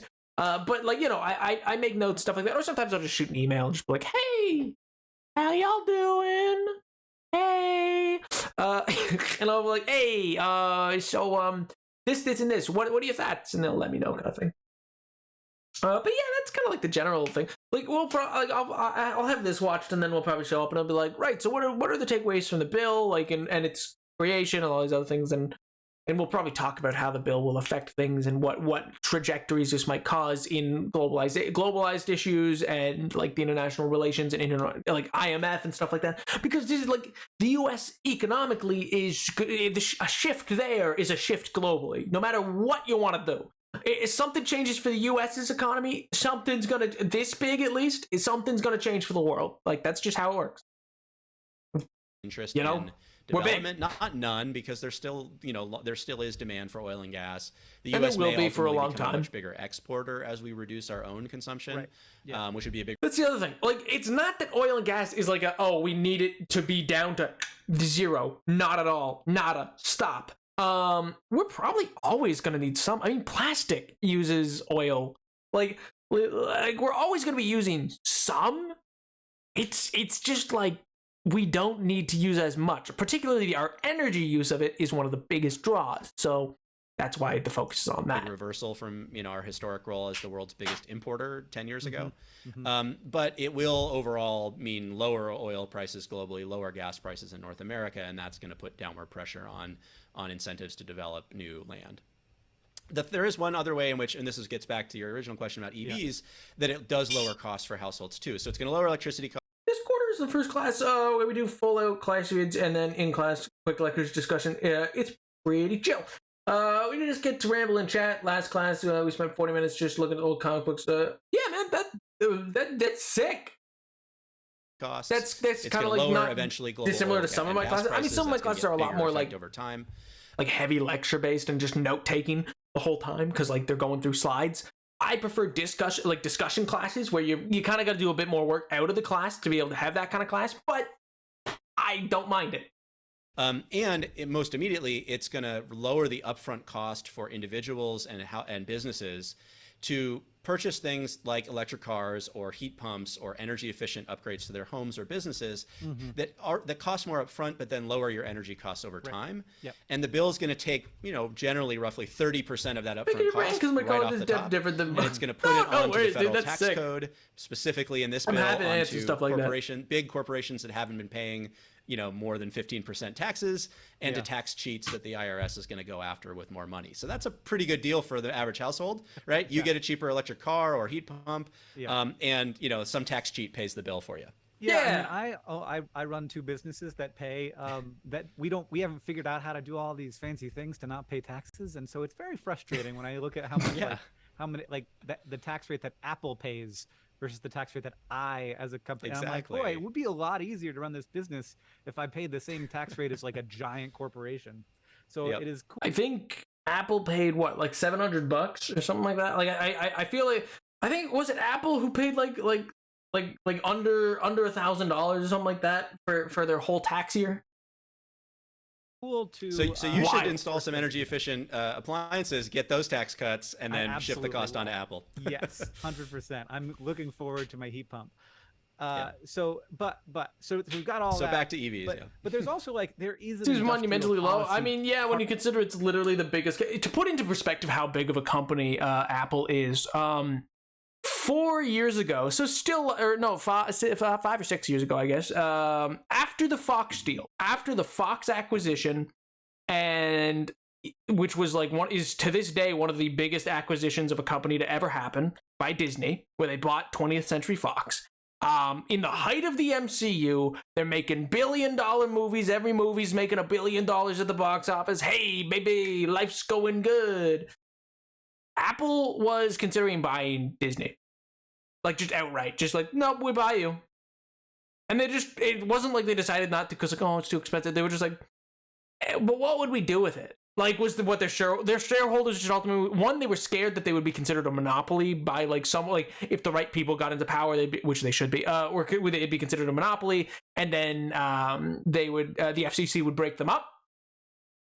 But beyond that, they were also just like, yeah, but what would we even do with it? I don't know. I guess let's not.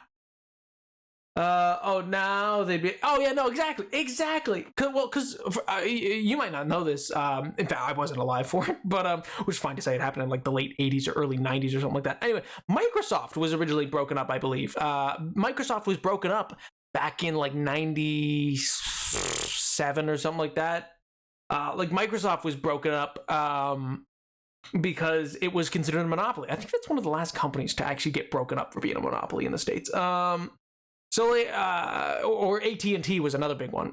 So, like, it used to happen a lot more. Is the thing is that I guess I'm saying, and it can just be one. And actually, it might happen to Microsoft again. This Blizzard acquisition, if it goes through, kind of thing, it might be a whole thing. Everyone knows that you're actually. So, what do you mean? Oh my god, never knew that. Yeah, that's the thing. Like, there are companies that have had this happen. It's just not been the case since the Bush administration.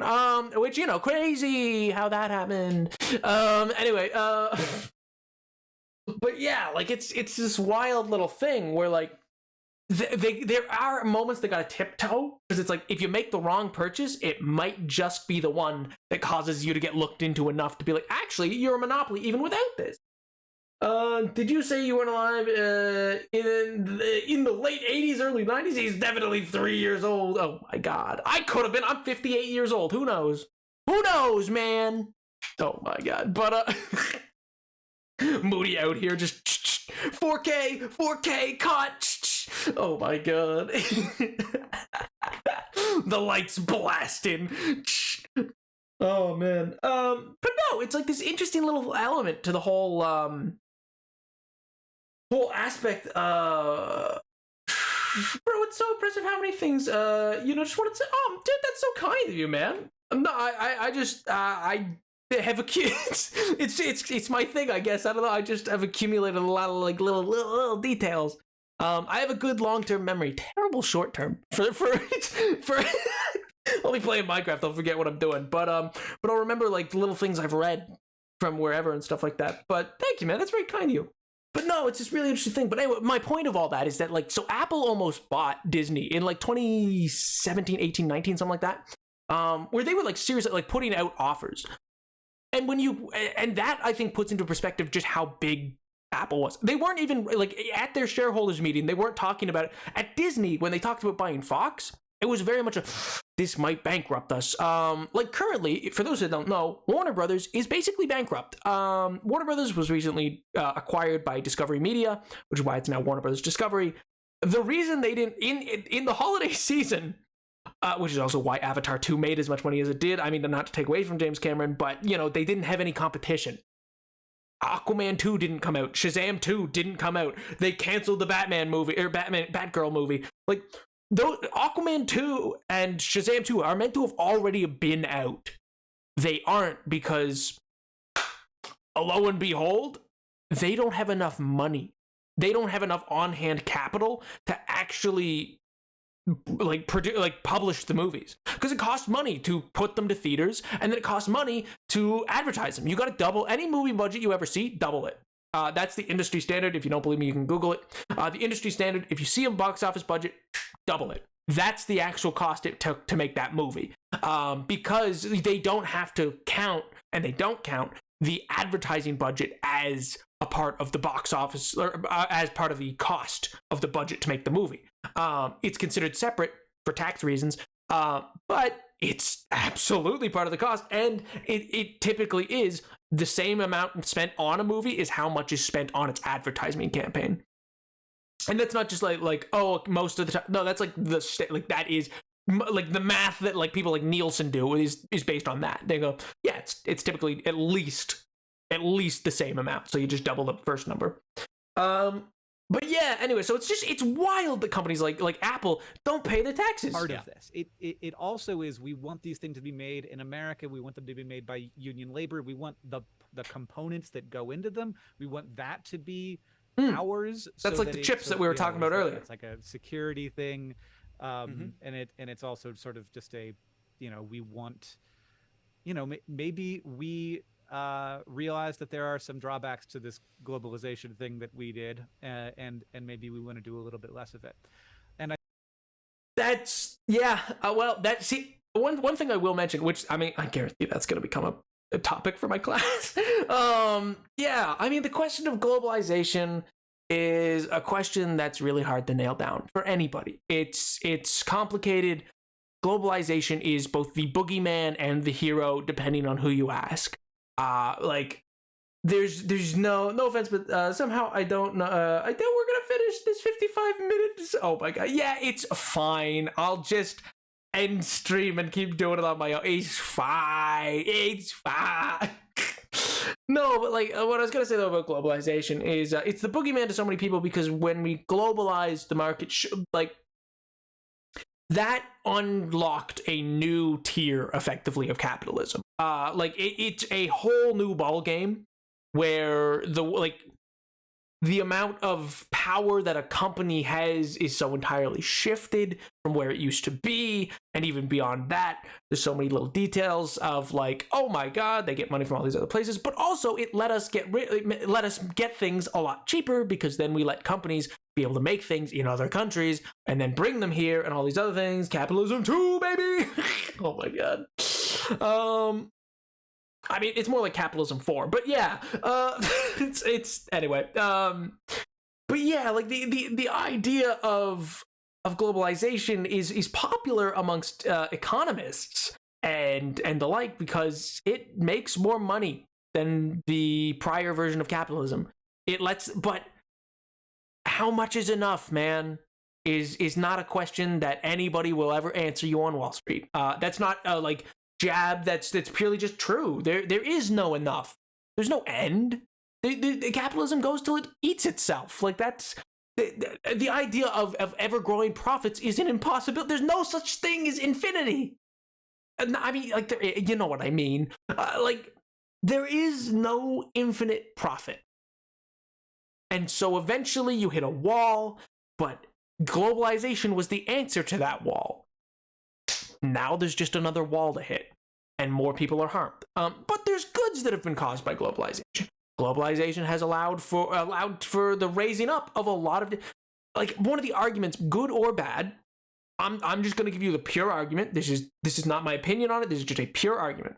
One of the arguments made for, say, things like the shops used by clothing companies to make what they make in developing nations and the like, particularly in the southern region.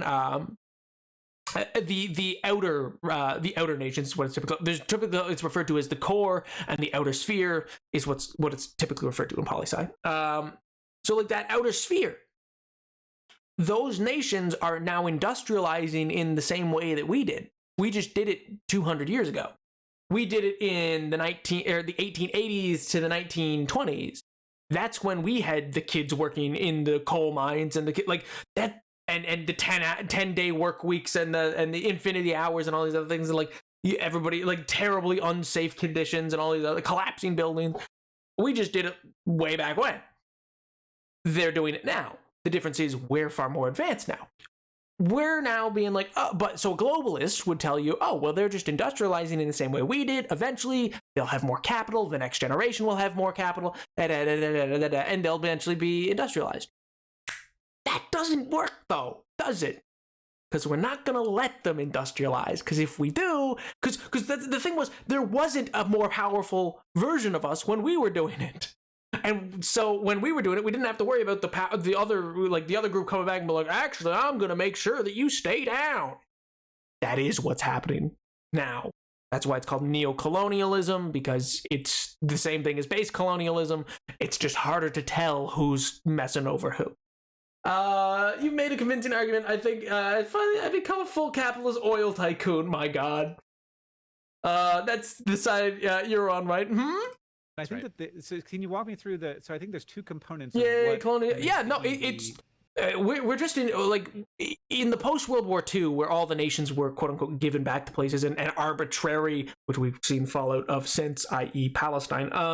Like arbitrary lines drawn, be like, we're just gonna give these places and nations to these people and and not really consider it because we didn't really care. All that is somewhat of a facade, because we still keep them under control, just monetary controls. It's just we don't have the overhead cost anymore of directly ruling these people and having to worry about a rebellion.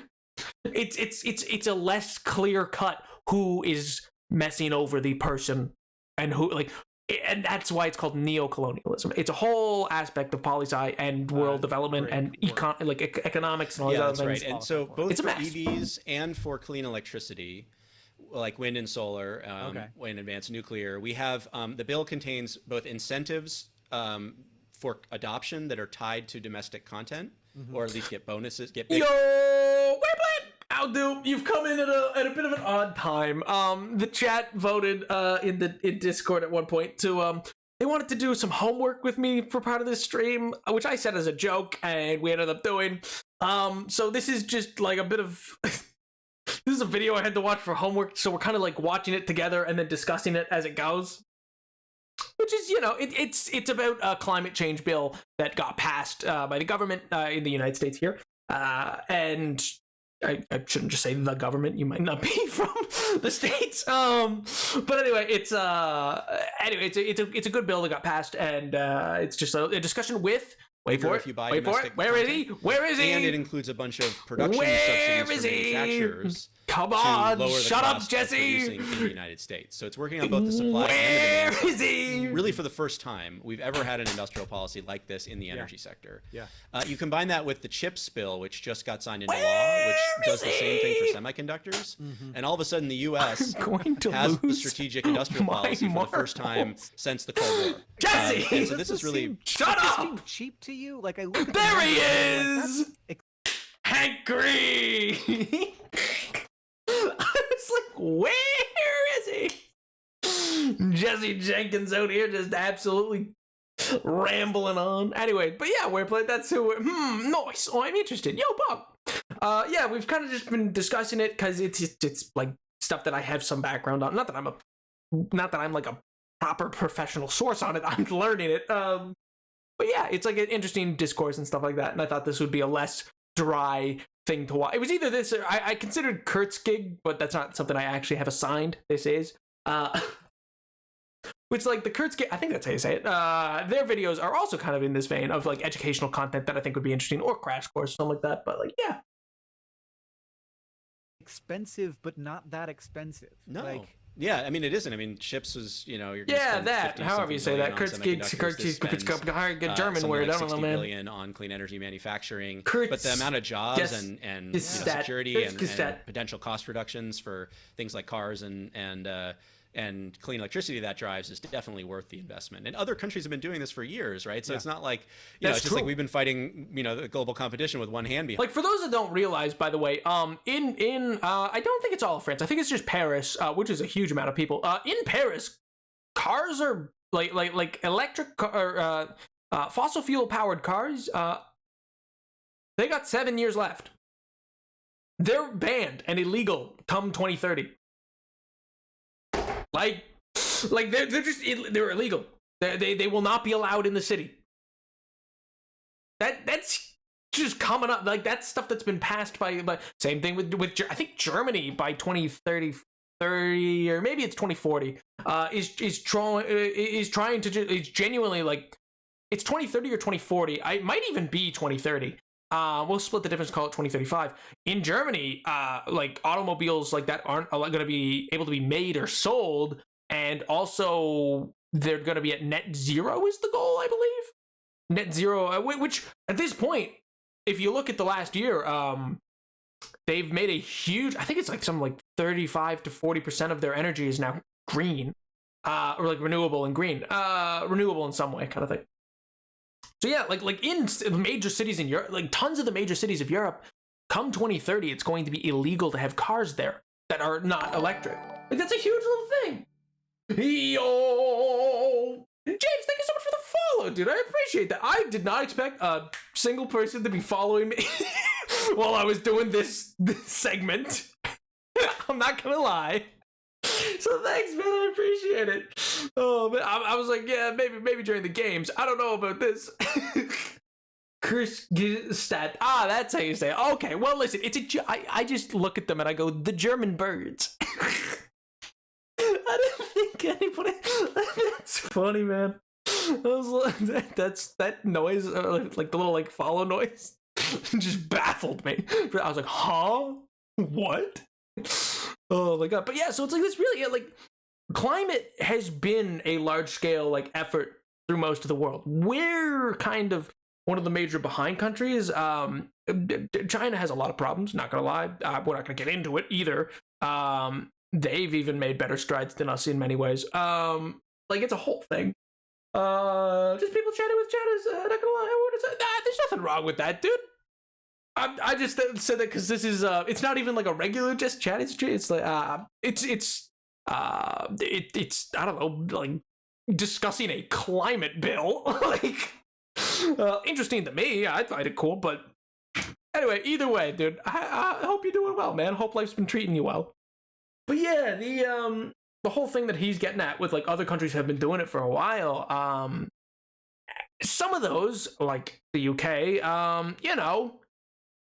I would have better faith in them keeping up to their promises if maybe, say, Jeremy Corbyn won in 2019, I think it was. I don't know how much they will or won't. But what's interesting about them, which is interesting in terms of, like, they could still, like they're now king. I was gonna say the Prince Charles. They're now king. Is a huge climate change activist, like a weirdly big climate change activist. The Paris Accords is also really huge, but like when I say huge, I mean, like, genuinely is known in diplomatic circles for just, like, talking world leaders' ears off on, like, trying to like, dude spent, like, I think it was 2 hours with the former president, trying to convince him to, like, to not do the changes to the climate policy for the US that he was doing, because it's like this whole thing. So it's like this really odd and peculiar, like, element to, like, the thing where, like, their conservative government is very, like, who cares? I don't care. Oil, let's go. And all these other things. But then their, like, actual head of state is really big on it. Well, their new head of state is. I don't know about Liz, but yeah, so who knows where that'll lead. I have no idea. Behind our back, and all of a sudden we're like, oh, no, maybe we should do this, right? And so the way that works for EVs is, and this is the one that's going to be the most challenging to meet right away. Yep. Is it says basically the hardest one, but cars are hard. It's fine. It's good to break it down. One, so right now there's a $7,500 tax credit for EVs, except that for each manufacturer there's a 200,000 vehicle cap. So once they've sold more than 200,000 plug-in or electric. This is what I was talking about earlier. Yeah, there was a 200,000, like, and this is before this bill, which most of them all hit, like General Motors, like all those, like the companies all hit this. Ours, years tax ago. credit goes away, and so like Tesla blew through that a long time ago. Yeah. GM is through that. Ford and Toyota are racing up against that soon. And so if you kind of go forward 2 years from now, basically no one would have a EV credit except for maybe some bespoke luxury car manufacturers, right, that don't sell that many vehicles. Yeah, like if you were getting like a luxury like Ferrari that was electric or something like that. I think I broke my foot. Oh my god, I hope you're okay. You broke your foot? What happened? Did you drop an anvil? What do you mean? What happened between Yippee and now? Oh my god. And so what the bill does is it says, look, we're going to give a long-term extension to those, actually all the way out to 2032. Which is huge. And we're going to lift that per vehicle manufacturer Electric Ferrari. but we're going to make you make it in America. And so immediately upon And that's the big thing. passage of the bill, only vehicles that are assembled in North America qualify. That's what's very interesting. The like only ones assembled in North America. That's interesting. That's an interesting note. He said made here, and then he changed it to North America. For those that don't know, like production, there is a decent amount of production in Mexico, and Canada, I think, as well. I think in, I don't know which state, like the central ones, or provinces. I think it's the central ones. They're the ones that have, I think, the like General Motors plant. I want to say, I think it's they had an auto industry. I don't know if they still do. Anyway, a lot of it went to Mexico. So that's interesting that they allow that For the credit. It so would be that's for gonna that. hurt, Volvo And and what some do we need others to do? that Everybody just start adding him. That's a joke, though. He's probably busy. manufacture overseas that haven't gotten to their cap yet. I was jumping to hit my foot on some sharp. Oh my god, corner would. Ooh, I can't walk with a basically. Oh my god, well, you should probably get that looked at, dude. They're going to lose the credit, and that's a bummer for some people who are planning to buy those vehicles in the next 6 months or so. Do it now, right? Do it soon. Yeah. But and then it also implements a requirement Or wait 2 years, and they'll probably move the production to here. that basically splits the tax credit in half. So there's three. I'm my brother in Christ. I can't walk without basically crying, not gonna lie. It's fine. The one of these messages doesn't match the other. $1,750 that are tied to two different requirements. One is sourcing the critical minerals that go into the batteries in increasing quantities from North America or free trade agreement countries. So friendly, countries like Australia Or the ones with all right, it's not NAFTA anymore. What do we call it? The USMCA, I think. Is that what we called it? USMCA. I think that's what Chile we that we renamed have it free to. trade agreements with. And then the other half is tied to assembling the battery components It's not packs NAFTA? in No, the former president threw a hissy fit and tore up NAFTA, and it was replaced with a new deal, which is not as good for anybody, really. I mean, I guess in some ways it's a bit better. Like, it's better for us for, like, lumber in some ways and tin. Not even really. Anyway, he tore that up. He made a big stink and kind of really soured foreign relations we had with both Canada and Mexico for the North American Free Trade Agreement. And all three of us call it something different now. I think we call it the USMCA, which is United States Mexico Canada Agreement. Which like it's literally just a dumb name. Like anyway, it's yay lumber and tin. Yay. Well, specifically soft lumber, which has been a big fight. Like since original NAFTA, that was a big fight with Canada. That's like a big. I don't know what percent it makes up for them, but it does make up a large percentage of their foreign export. But they're like it's dumb because they're our biggest trade.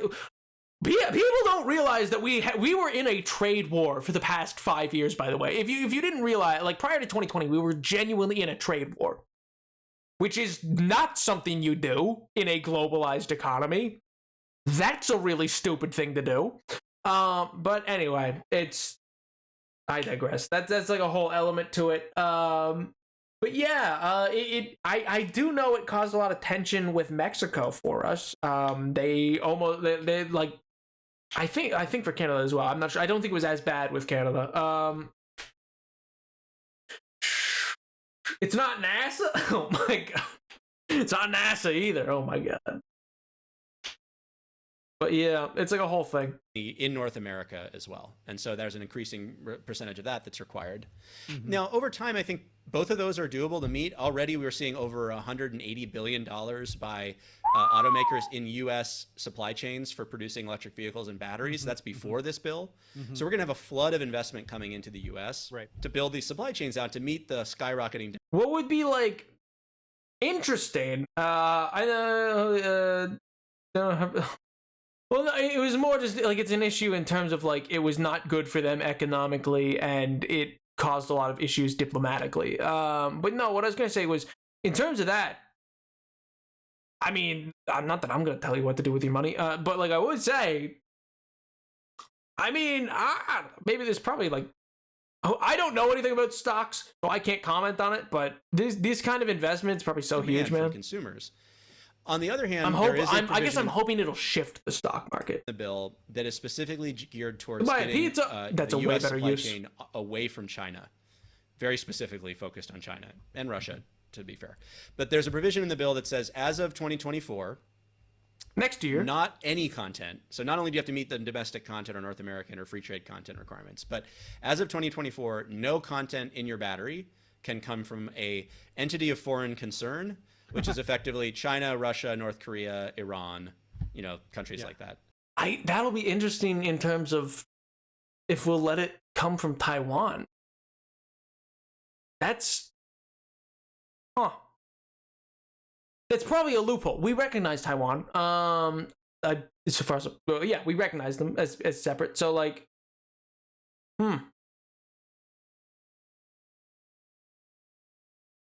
interesting. I wonder how that'll play out. But mostly China, which is the important one in the battery supply chain. Yeah. And then as of 2025, none of the materials content can come from China either. And that's actually the kicker. Because no, right James, now, what MJ like means is I end up I have a set stream time. Like my schedule is 4:30 to 8:30 p.m. Eastern Standard Time every Monday and Friday. And so it's coming up to 8:30 for me. It's actually that, you know what? We're not gonna get through the next. We're not gonna get through the next 25 minutes of this really quick, especially with my stopping and starting. You know what, Cheddars? We'll probably call it there. Why not? It was, oh my god, what a weird little end of stream, man. What a weird little way to end this out. But why you don't think we're gonna finish another 20 minutes? Oh my god. It's just, listen, this is we do some just chatting content occasionally. It's not exactly the most common for us to do watch-alongs of climate bill discussions. But it's fun. It's a subject that I find interesting. I mean, it's literally my homework. But it's like it's a subject that I quite enjoy. And I like talking about it. I normally just talk about it while I play a video game, but yeah.